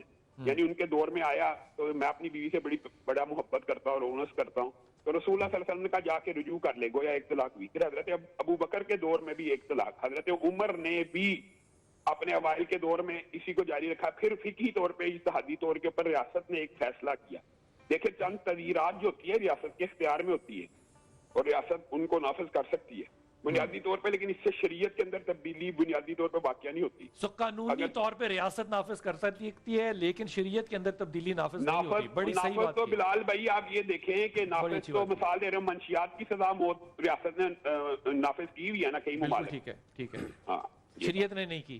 لیکن میں ان کی اس بات سے جی اتفاق نہیں آپ کرتا ہوں. سوال سنیے گا ذرا مفتی صاحب کا. میں ان کی اس بات سے اتفاق نہیں کرتا ہوں. شریعت کا حکم کوئی بھی حاکم نہیں نافذ کر سکتا ہے، اپنی طرف سے شریعت میں کوئی تبدیلی نہیں کر سکتا. جو علامہ صاحب نے کہا کہ حضرت عمر فاروق رضی اللہ تعالیٰ عنہ نے اس شرعی حکم کو تبدیل کر دیا، یہ بالکل غلط ہے. حضرت یہ نہیں کہا، نہیں کہا نا. انہوں نے تعبیر نہیں کہا. سر پوچھیں ان سے. بلال بھائی آپ کہہ رہے ہیں کہاں کہ بیٹھے ہیں؟ آپ ایک منٹ. سنیں تو صحیح. علامہ صاحب بتائیے کہ حضرت عمر فاروق رضی اللہ تعالیٰ عنہ نے یہ شرعی حکم نافذ یہ کیا تو طلاق کے ثلاثہ کی سر، بات ایک منٹ، ان پہ کی آ بات گئے نا وہ. آپ بتائیے کیا کہ یہ حضرت عمر فاروق رضی اللہ تعالیٰ عنہ نے 3 طلاق کا حکم جو شرعی ہے یہ انہوں نے نافذ کیا؟ یہ رسول اللہ صلی اللہ علیہ وسلم کے دور کی میں نے آپ کے سامنے صحیح مسلم کی حدیث رکھی ہے، آپ اس حدیث کو نہیں مانتے؟ نہیں میں یہ پوچھ رہا ہوں یہ انہوں نے نافذ کیا تھا حضرت عمر فاروق رضی اللہ تعالیٰ عنہ نے؟ میں تو آپ کی طرف سے بلکہ آپ کو سپورٹنگ ایک آرگیومنٹ دے رہا ہوں کہ آپ اس وجہ سے اس کو 3 مانتے ہیں کہ حضرت عمر کے دور میں یہ نافذ ہم نہیں مانتے نا، ہمارا موقف یہ ہے کہ کوئی بھی شخص رسول اللہ کی شریعت کے اندر خود سے کوئی حکم نہیں نافذ کر سکتا۔ شارعی سلام صرف رسول اللہ کی ذات آپ جتنا مرضی کو اب میں آپ کو اس کا جواب بھی دیتا ہوں جو آپ نے یہاں حدیث پہ سے لے بات کے بیان آئیں گے کی کہ ہے۔ حضرت عمر نے شریعت کے مطابق کیا، بات تو یہ حضرت عمر سے پہلے یہ فیصلہ دکھا دیں پھر۔ ہاں میں بتا دیتا ہوں، سنیے، حضرت عمر فاروق رضی اللہ تعالیٰ عنہ نے بالکل ایسا نہیں کیا۔ جو حدیث آپ پیش کر رہے ہیں یہ عبداللہ بن عباس رضی اللہ تعالیٰ عنہ کے ایک شاگرد ہیں حضرت طاؤس، اور حضرت طاؤس کا یہ وہم ہے کہ رسول اللہ کے زمانے میں 3 طلاقیں 1 طلاق ہوا کرتی تھی۔ حضرت عبداللہ بن عباس کے 3 شاگرد اور ہیں، سنیے، عبداللہ بن عباس کے 3 شاگرد اور ہیں، حضرت عمر بن دینار بن حارث اور حضرت عطا بن ابی رباح، یہ تینوں شاگرد حضرت عبداللہ بن عباس سے پڑھتے رہے، کسی ایک نے بھی ان سے یہ روایت نہیں بیان کی کہ رسول اللہ کے زمانے میں 3 طلاقیں 1 طلاق ہوا کرتی تھی۔ اب رہ گئی یہ بات کہ وہ 3 طلاقیں جو انہوں نے کہا یہ حضرت طاؤس کا وہم ہے، اور اس کا ایک جواب اور ہے کہ اس زمانے میں ایسا ہوتا تھا کہ لوگ جب طلاق دیتے تھے تو تاکیداً طلاق کو دہرا دیتے تھے۔ حبیب اللہ یا محمد مصطفیٰ یا محمد حبیب اللہ، ہے کوئی تجھ سا کہاں یا محمد مصطفیٰ یا محمد حبیب اللہ،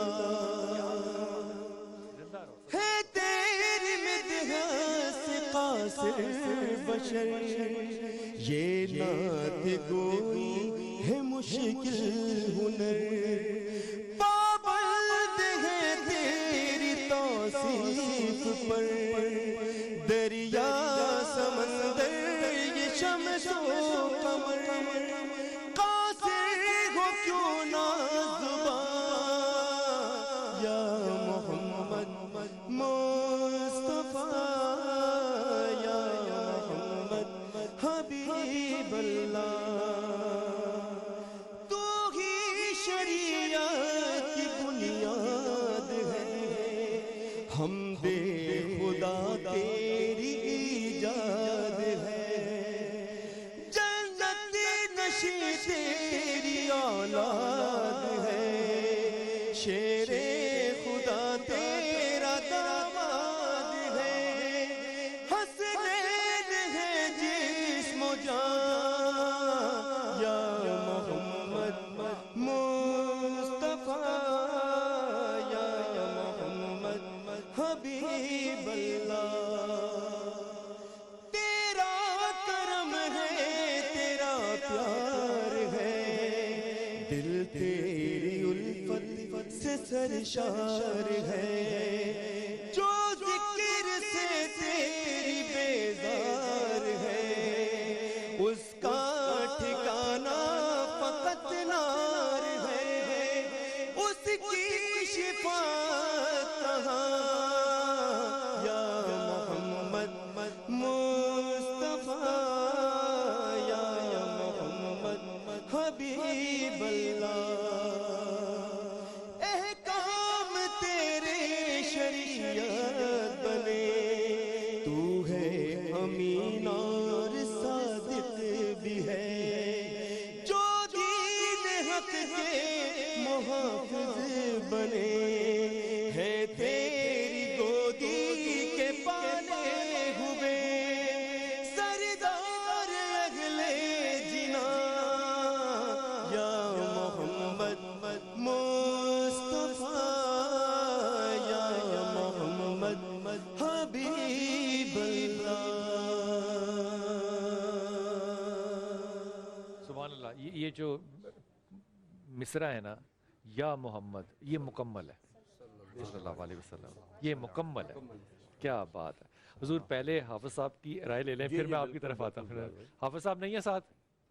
ایک تو حافظ صاحب کو فون بند کر کے نا نہاری کھانے کا بڑا شوق ہے نا، فوراً چلے جاتے ہیں. حضور آپ جو بات کہہ رہے تھے وہ لے لیں پہلے، حافظ صاحب میں بس 2-3 باتیں کرنا چاہوں گا، تھوڑا سا ٹائم دے دیجیے گا. ایک تو یہ بلال بھائی، یہ بڑا اہم ایشو ہے طلاق کا، اور ہم متفق نہیں ہے متفق، اسی لیے یہ اہم ایشو ہے، ورنہ یہ اہم ایشو نہیں تھا. طلاق ہو گئی نہیں ہوئی، یہیں آ کے ہم پھنسے ہوئے ہیں. آئے دن یہ بہن ہماری بچیاں اس معاملے میں گناہگار ہو رہے ہیں لوگ، میاں بھی، بیوی بھی، گھر والے بھی. ایک کہہ رہے طلاق ہو گئی، ایک کہہ رہا نہیں ہوئی. اچھا میاں نے دی طلاق کمرے میں، میاں تھا، بیوی تھی، تیسرا کوئی بھی نہیں تھا، گواہ نہیں ہے، بندہ کہہ رہے میں نے تو نہیں دی، تو طلاق نہیں ہونی چاہیے نا. پھر آپ کو اس کی بات پہ اعتبار کرنا چاہیے.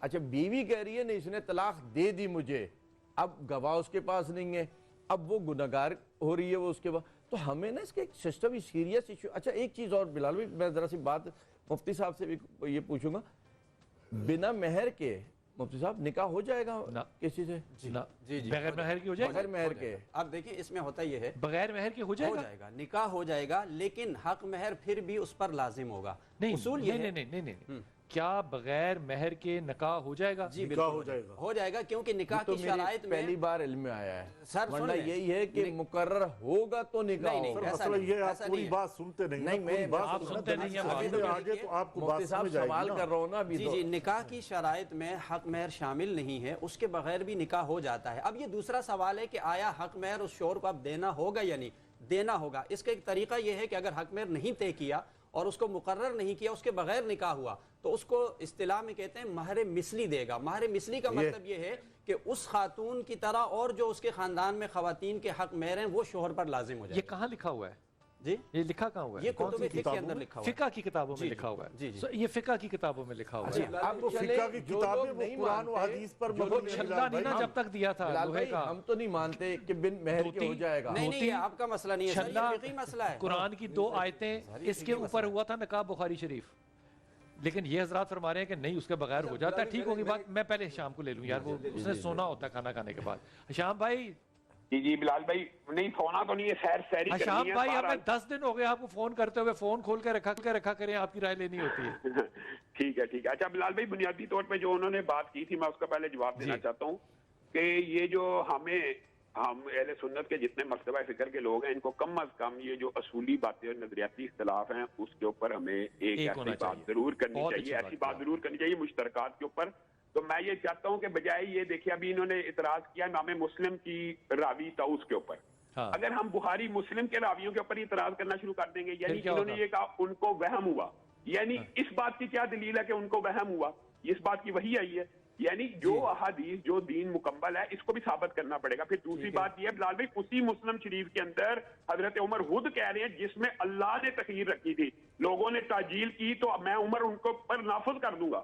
آخر 1 ہجری سے 15 ہجری تک ایک صاحب بھی تو ایسا ثابت کرنا پڑے گا نا جو 3 طلاقوں کو 3 مانتا تھا. پھر ہم کہہ سکتے ہیں کہ راوی کو وہم ہوا. جب خود رسول اللہ کے سامنے رکانا ہے، مسند احمد کی حدیث ہے، خود سنن نسائی کے اندر رسول اللہ کھڑے ہو گئے اور رسول اللہ نے کہا ابھی میں زندہ ہوں، ابھی میں موجود ہوں، ابھی میں تمہارے اندر ہوں اور تم 3 طلاقیں دیتے ہو، اور رسول اللہ نے رکانا کو کہا جا کے رجوع کر. کتنی حدیث کو ہم ریجیکٹ کریں گے راویوں کے اوپر کہ اس کے پھر اگر یہی بات ہے تو پھر انکار حدیث کا جو فتنہ اس کے معاشرے میں بڑا ہے. حافظ جی سلامت رہیے، آپ کا پیغام پہنچ گیا. حافظ جی آپ کا پیغام پہنچ گیا، بہت شکریہ. حضور اقدس آپ کے ہاں طلاق کا کیا کیسے ہوتی ہے؟ طلاق اس طرح سے ہوتی ہے کہ 2 عادل گواہوں کی موجودگی ہونی چاہیے. شوہر خود صیغہ جاری کرے یا اپنا وکیل کسی کو اگر وہ کمرے کے اندر بند کمرے میں طلاق دے رہا ہے تو طلاق چونکہ وہ گواہ نہیں ہے اس کے سامنے تو پھر طلاق مانی نہیں جائے گی یا ہوگی نہیں؟ یعنی نہیں ہوئی نہیں، نافذ ہی نہیں ہوئی، یعنی اس کا مطلب یہ ہے کہ وہ انویلڈ ہے. اچھا یہ آپ لوگ کہاں سے دلیل لیتے ہیں کہ وہ 2 عادل گواہ ہونے چاہیے؟ اس لیے کہ ایک تو خود قرآن کریم کی آیت میں اس کا ایک اشارہ موجود ہے، اور جو ہمارے پاس طرق کا سلسلہ ہے اس میں جیسے کہ میں نے آپ سے کہا کہ امام جعفر صادق علیہ السلام، وہاں سے جو فقہ جعفریہ ہے ان سے جو احادیث رسول اللہ صلی اللہ علیہ وسلم سے مروی جو ہمارا طریق ہے، اس میں اس بات کو بہت واضح طور پر بیان کیا گیا ہے کہ 2 عادل گواہوں کی موجودگی کے بغیر طلاق نافذ نہیں ہوگی.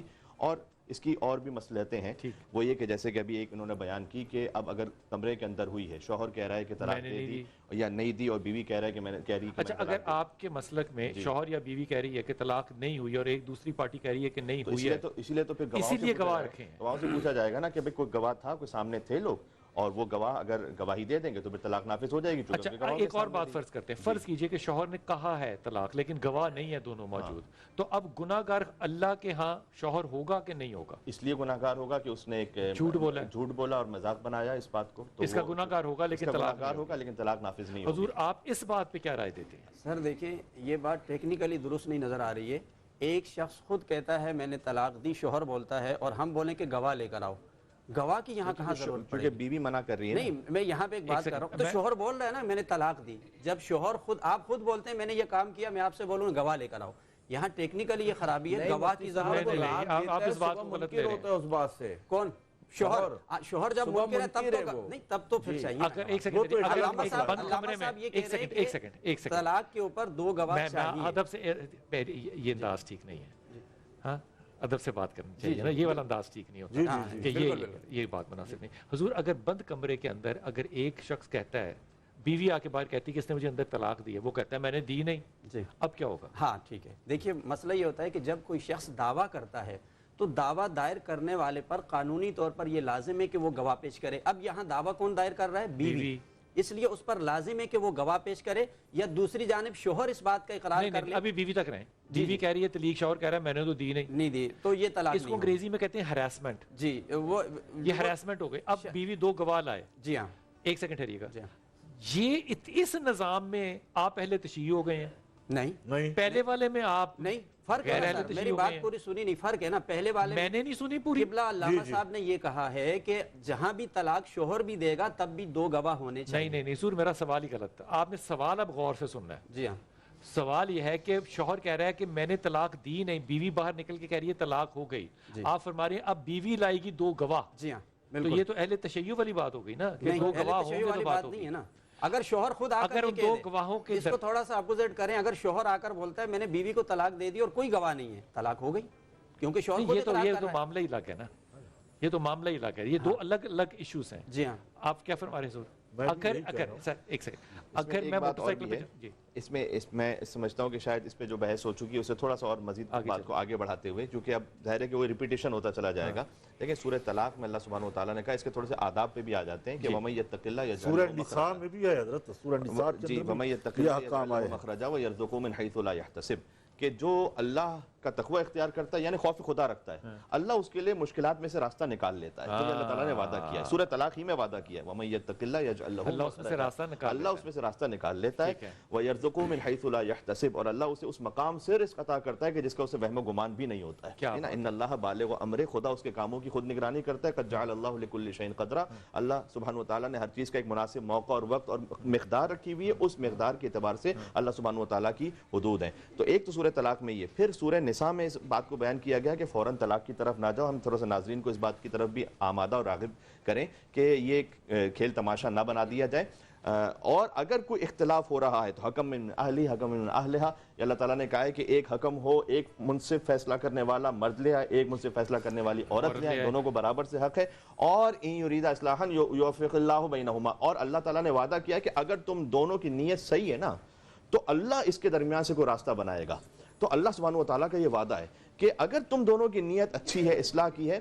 اب معاملہ یہ ہوتا ہے کہ اکثر معاملات میں مرد کی نیت صحیح نہیں ہوتی اور کچھ معاملات میں عورت کی نیت صحیح نہیں ہوتی. تو یہ ایک حقیقت ہے اور اس کو ہمیں دیکھنا چاہیے. میں ایک بات کو سمجھ نہیں پا رہا تھا, بہرحال خیر ٹھیک ہے, جو بھی فقہی طور پر نظریہ ہے کہ طلاق جیسے کہ ابھی ہماری بات ہوئی کہ مثلا ڈرامے میں نافذ ہو جائے گی, نکاح بھی ڈرامے میں نافذ ہو جائے گا, اور مہر کے بغیر بھی نکاح ہو جائے گا. اب اس کے بغیر مجھے اس سے پھر اوپر میرے ذہن میں ایک اور سوال آیا, طلاق سے پھر نکاح, نکاح سے کہ فرض کیجئے کہ ایک ایکٹر ہے کوئی, وہ ایک رول کر رہا ہے کسی ہندو کا, تو وہ ہندو ہو جائے گا. تو اب مثلا را کے ایجنٹ کے رول کرتے ہیں نا, ہمارے موویز بنتی ہیں, ہمارے ڈرامے بنتے ہیں کہ وہ فقط رول کر رہا ہے وہ, اب اس میں وہ کوئی بات نہیں کرے گا, تو پھر وہ کیا دائرہ اسلام سے خارج ہو جائے گا. اس میں کیا ہوگا؟ دیکھیے کہ اگر کہتے ہیں نقل کفر کفر نہ باشد, ٹھیک ہے, یعنی کفر کی کوئی بات ہے اور اس کو نقل کر کے بتایا جا رہا ہے, تو اس میں فقہی مسئلہ یہ ہے کہ اس کو ہم کفر نہیں کہتے ہیں. ٹھیک ہے، اس پہ بھی تو آپ نیت کو دیکھتے ہیں نا، کیونکہ اس کی نیت یہ نہیں ہے، نیت نہیں وہ ہے نا، سامنے یہ کہہ رہا ہے نیت کہ کا سود نیت تو یہ پھر ہر نہیں جگہ ہے لگے گا۔ تو پھر مطلب جو وہ ہندو کا رول کر رہا ہے، اس میں اس کا ہندو ہمارے بننے کا ہندو نیت برادری نہیں ہمارے بڑے محترم، میں اس پہ کسی کی توہین نہیں کر رہا، میں خالی ایک بات کر رہا ہوں کہ کوئی بھی نان مسلم کا کوئی رول کر رہا ہے چونکہ اس کی نیت یہ نہیں ہے، تو ہم کہتے ہیں کہ نہیں ابھی یہ مسلم ہی رہا، غیر یہی مسلم نہیں اصول بنا۔ پھر طلاق میں بھی لگنا چاہیے۔ نہیں، طلاق میں نہیں لگ سکتا، نبی علیہ السلام ٹھیک ہوگی بات، آپ نے فرمایا نہیں لگ سکتا۔ حضور اقدس آج کل کراچی میں آپ کو پتا ہے گن پوائنٹ کے اوپر بہت کچھ ہو رہا ہے۔ اگر میں موٹر سائیکل پہ جا رہا ہوں اپنی بیوی کے ساتھ اور گن پوائنٹ پہ ایک بچہ آتا ہے اور وہ کہتا ہے دے ان طلاق، تو میں دوں کہ گولی کھاؤں؟ جی نہیں، اس میں اچھا، اس طلاق میں ایک بات یہ بھی ہے کہ فرض کیجئے سالے آ جاتے ہیں، مطلب یہ تو آپ نے ایک مثال دی نا، آ جاتے ہیں گھر والے آ جاتے ہیں، وہ آ کے گن پوائنٹ پہ کہتے ہیں کہ بھائی تو طلاق دے، ہم اپنی بہن کو لے کے جا رہے ہیں، تو اب اگر فرض کیجئے کہ وہ طلاق دے اس مجبوری میں، ہو گئی کہ نہیں تو طلاق نافذ ہو جائے گی، فقہ کیونکہ ورنہ تو مر جائے گا وہ۔ فقہ حنفی کے مطابق اگر گن پوائنٹ پر زبردستی کسی سے طلاق لے لی گئی اور زبان سے اس نے دے دی تو طلاق واقع ہو جائے گی، البتہ اگر اس نے لکھ کر دی اس میں طلاق ہو گئی؟ جی ہو جائے گی، بالکل ہو جائے گی۔ اس کی ایک وجہ ہے، دیکھیں اس بندے کو اختیار ملا دو چیزوں کا، مرنے کا، ہاں ایک مرنے کا اختیار ملا اور ایک بیوی کو چننے کا اختیار ملا۔ اب اس نے اپنی مرضی سے بڑی مصیبت کو چھوڑ کر چھوٹی چیز کو اختیار کر اچھا لیا۔ اس میں تو دونوں میں اس کی مرضی نہیں ہے نا، تو وہ اچھا ہے نا، وہ تو بیوہ ہو جائے گی اگر وہ مر جائے گا تو۔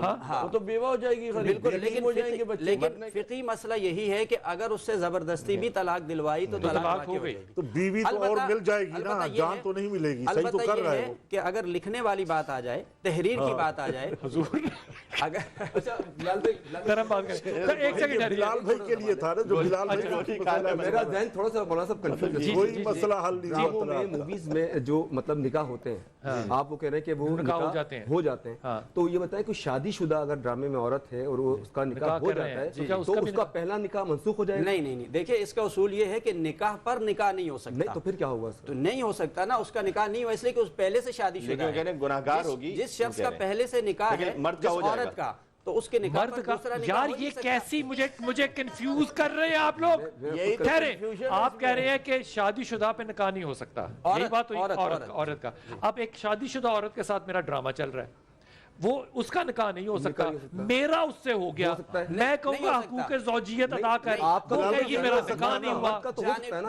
او خدا کا نام لے پیر صاحب، مجھے آسانی بتائیں سر، جانبین سے نکاح ہوگا نا، ایسا تھوڑی ہے کہ ایک مرد کا نکاح ہو جائے۔ کیا ہو رہا ہے؟ اگر وہ عورت شادی شدہ نہ، مسائل بیان ہو رہے ہیں بلال بھائی، مسائل بیان ہو رہے نکاح ہو جائے گا؟ جی بالکل ہو جائے گا، اگر مذاق میں بھی کیا، گواہوں کی موجودگی میں نکاح نافذ ہو جائے گا۔ کسی میں بھی ہو گیا۔ اس طرح سے کہ اگر کوئی گن پوائنٹ پہ کہے، حضور میں ایک طلاق کے اندر نا سالس بنا ہوا، مجھے پتا ہے کہ یہ کتنی مشکل بات ہے، اور میں عرض کروں گا حضور اقدس کیا بلال بھائی ایک منٹ اس کے ساتھ ایک بات جوڑ دو، شرط کے اوپر کیا ہو سکتا ہے کہ اگر تم نے یہ کیا تو طلاق ہے؟ یا بالکل ہو جاتی ہے، یہ مشروط طلاق کہلاتا ہے، سانس لیا طلاق ہے، یہ مشروط طلاق جی ہے۔ ہاں، نہیں، سانس کی بات الگ ہے۔ فرض نماز توڑ دینے کا حکم ہے، جان پہ آ جائے تو جی ٹھیک ہے، اور نکاح بھائی کے جان لیے روزہ جو بھی ہے، پوچھ کے رکھنا ہے، نہیں آپ نفلی ہم نے بریکٹ میں نکاح کے ڈال لیے دیا وہ گن پوائنٹ پہ جو ہے وہ ختم ہو جائے گا، ہو گیا؟ یہ تو بڑی جبرن ہو گیا نا، یہ تو بڑی تو جبرن ہو گیا نا، تو جبرن اس سے ایک غلط کام کروا لیا گیا نا، تو اس کا قصور ہو گیا، اس کا جبرن بھلے قصور نہ ہو لیکن طلاق واقع ہو جائے گا۔ نکاح ہو جائے گا جبرن، سوال پوچھنا نکاح بھی جبرن ہو جائے گا، یعنی لیکن لڑکی کی رضایت ضروری ہے نا نکاح کے لیے۔ فرض کیجئے کہ اس کی گن پوائنٹ پہ اگر کسی نے کہا تو نکاح ہو جائے گا جبرن بھی۔ اس کی رضا یہ تھی نا کہ وہ انکار کرتی، نہیں انکار کرے گی تو مار دی جائے گی بیچاری، وہ تو کلہاڑی سے سوال بڑا سادہ ہے، کیا گن پوائنٹ پہ نکاح ہو جاتا ہے؟ جی ہاں ہو جاتا ہے، ٹھیک ہوگی بات؟ نہیں ہم یہ کہہ رہے ہیں کہ اس طرح سے نہیں ہو سکتا۔ میں کہہ رہا ہوں کہ دنیا میں آسانی ہوگی بھائی جان، اب تو آپ نے ایک نیا راستہ کھول دیا نا لوگوں کے لیے کہ گن پوائنٹ پہ نکاح ہو جاتا ہے۔ مسائل آتے ہیں، ان کے اپنے معاملات ہوتے ہیں جائیداد کے دوسری چیزوں کے، انہوں نے کہا تو نکاح کر ورنہ ہم تیرے کلہاڑی سے ٹکڑے ٹکڑے کر دیں گے، ایسا ہوتا ہی نہیں ہوتا، مجھے بتائیے گاؤں دیہات میں وغیرہ اب سوال ہے تو تو جلدی وہ سے ٹکڑے کروا لے پھر۔ سر سوال یہی ہے کہ مقصد اس کو میرا خیال ہے سوال کیا ہے، میں ویسے کہہ رہا ہوں کہ مفتیوں کو گورنمنٹ کو بیٹھ کے ایک نظام بنانا چاہیے۔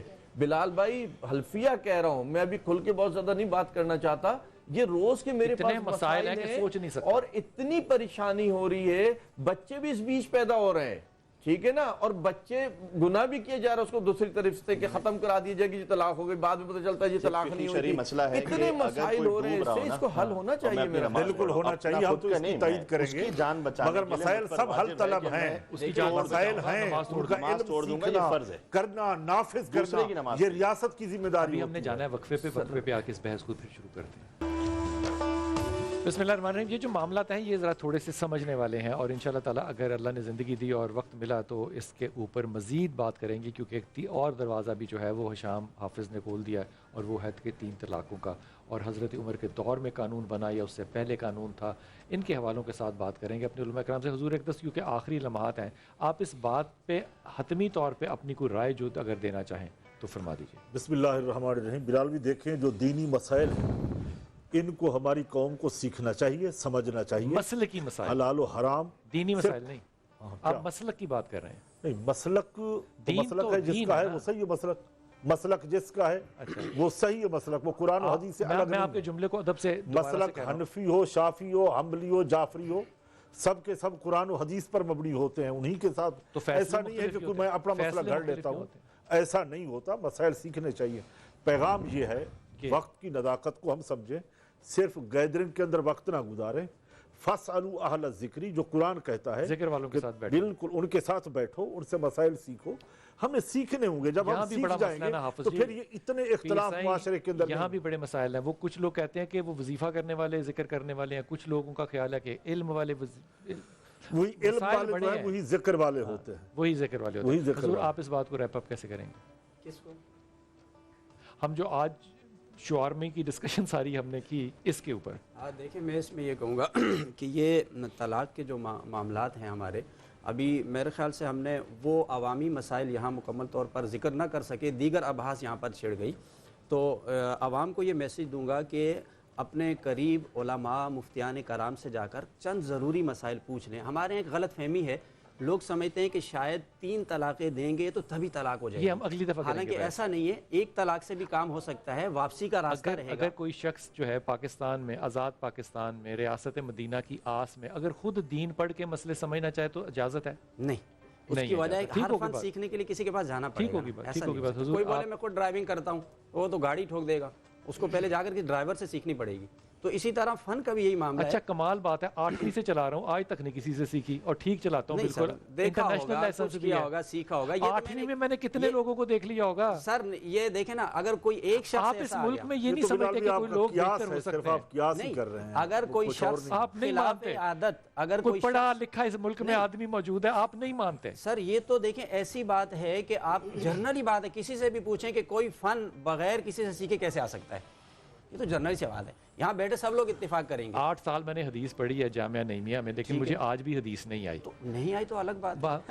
لیکن حضور اس کو ریپ اپ کیسے کریں گے؟ جی میں یہ عرض کرنا چاہوں گا، سورہ بقرہ کی آیت نمبر 227 آیت نمبر 237 تک یہ 10 آیتیں ہیں کل طلاق کے بارے میں. اس میں ایک نقطہ یہ ہے کہ ان 10 آیتوں میں اللہ سبحانہ وتعالیٰ نے 12 مرتبہ لفظ معروف استعمال کیا. معروف.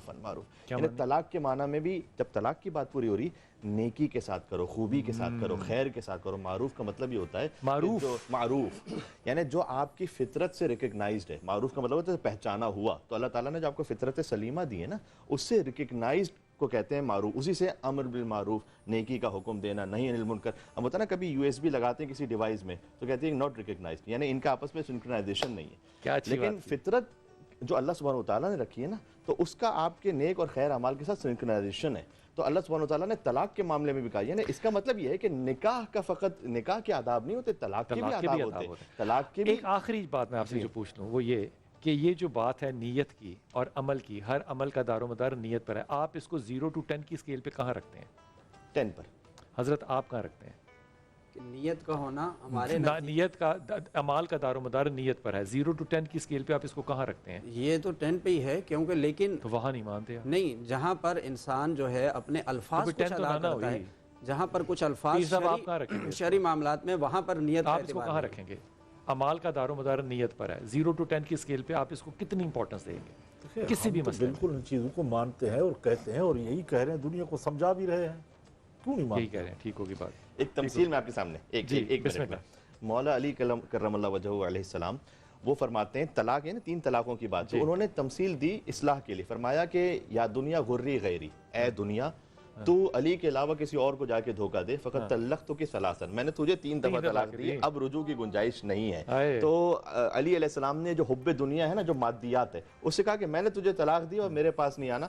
تو میں تمام مسلمان مومن بھائیوں سے ریکویسٹ کروں گا کہ جو علی کی طلاق یافتہ ہے نا، اس سے عشق نہ لڑانا. کیا بات ہے یار, کیا بات ہے, واہ واہ واہ واہ. جب آپ کے خیال اور گمان میں امام ہونا تو آپ نے کہنا ہے کہ بلال کتب نے کہا علی آئی لو یو.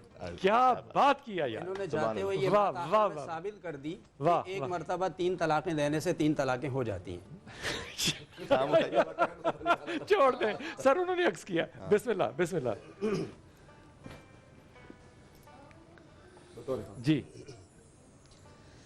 صدقہ میرے آقا کا ہے مدینے میں ناکامیاں ہوتی ہیں, ناکام مدینے میں, اور دیتی نا زمانہ جو اولاد پیغمبر کی, قیدی کی طرح رہتا اسلام مدینے میں.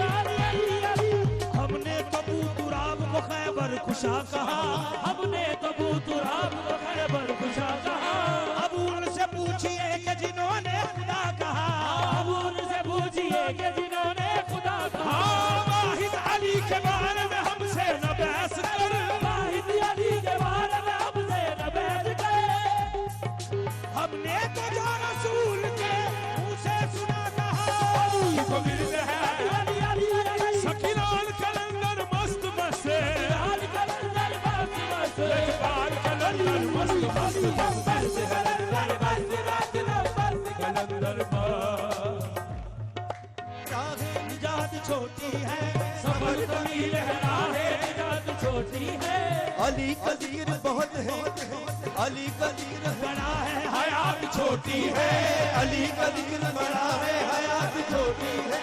علی کو کیسے مولا کائنات کہوں, علی کو کیسے مولا کائنات کہوں, علی کا نام بڑا, کائنات چھوٹی ہے. علی کو مرد ہے, سخیلال کلندر مسما, حیدریم کلندرم مستمو,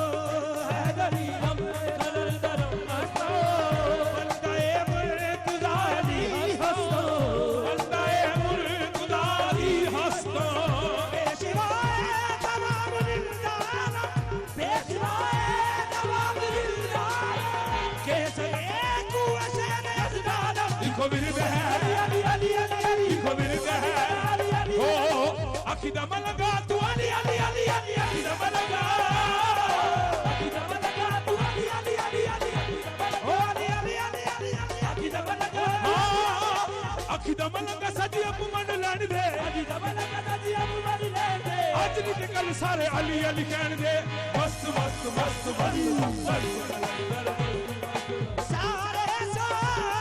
ਉਹ ਨਿਗਾ ਬਣੀ ਬਾਬਾ ਬਣੀ ਗਾਰੇ ਗਾਰੇ ਸਾਰੇ ਸਾ ਨਿਗਾ ਬਣੀ ਬਾਬਾ ਗਾਰੇ ਸਾ ਸਾ ਸਾਰੇ ਰੇ ਗਾ ਗਾ ਗਾਰੇ ਰੇ ਸਾ ਸਾ ਸਾਰੇ ਰੇ ਉਹ ਸਾਰੇ ਸਾਰੇ ਗਾ ਗਾ ਗਾਰੇ ਸਾ ਉਹ ਰੱਬ ਨੇ ਕਿਵੇਂ ਸ਼ਾਨ ਬਣਾਏ ਕਰਮਾਂ ਦੇ ਕਰਮ ਕਮਾਏ ਰੱਬ ਨੇ ਕਿਵੇਂ ਸਗਾ ਮਾ ਗਾ ਗਾ ਗਾ ਰੇ ਸਗਾ ਮਾ ਗਾ ਗਾ ਰੱਬ ਨੇ ਕਿਵੇਂ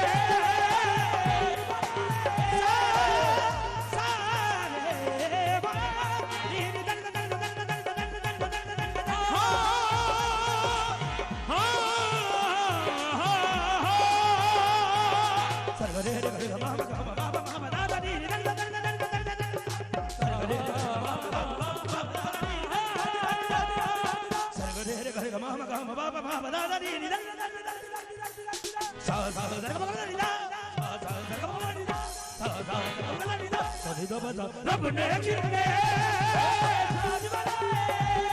ਹੋ ਬੇਕਰਮਾਂ ਤੇ ਕਰਮ ਕਮਾਏ ਜਿਹੜਾ ਵੀ ਤੇਰੇ ਦਰ ਤੇ ਆਏ ਉਹ ਨਾ ਕਦੀ ਵੀ ਖਾਲੀ ਜਾਏ ਅਲੀ ਅਲੀ ਲਿਖੋ ਮੇਰੇ ਦੇ ਦਮ ਦਮ ਅਲੀ ਅਲੀ ਦਮ ਦਮ ਅਲੀ ਅਲੀ ਦਾ دیਵਾਨੇ ਨੇ ਡਰ ਕੇ ਨਹੀਂ ਰਹਿਣਾ ਅਲੀ ਦਾ دیਵਾਨੇ ਨੇ ਡਰ ਕੇ ਨਹੀਂ ਰਹਿਣਾ ਅਲੀ ਦਾ دیਵਾਨੇ ਨੇ ਡਰ ਕੇ ਨਹੀਂ ਰਹਿਣਾ ਅਲੀ ਦਾ دیਵਾਨੇ ਨੇ ਡਰ ਕੇ ਨਹੀਂ ਰਹਿਣਾ ਹਰ ਦਮ ਅਲੀ ਅਲੀ ਅਲੀ ਅਲੀ ਕਹਿਣਾ ਲਿਖੋ ਮੇਰੇ ਦੇ ਦਮ ਦਮ ਅਲੀ ਅਲੀ ਸਖੀਲਾਲ ਕਲੰਦਰ ਮਸਤ ਮਸਤੇ ਸੋਹਣਾ ਇਕਬਾਲ ਕਲੰਦਰ ਮਸਤ ਅਲੀ ਦਾ ਮਸਤ ਕਲੰਦਰ ਮਸਤ ਉਹ ਸ਼ਾਨਾ ਉੱਚੀਆਂ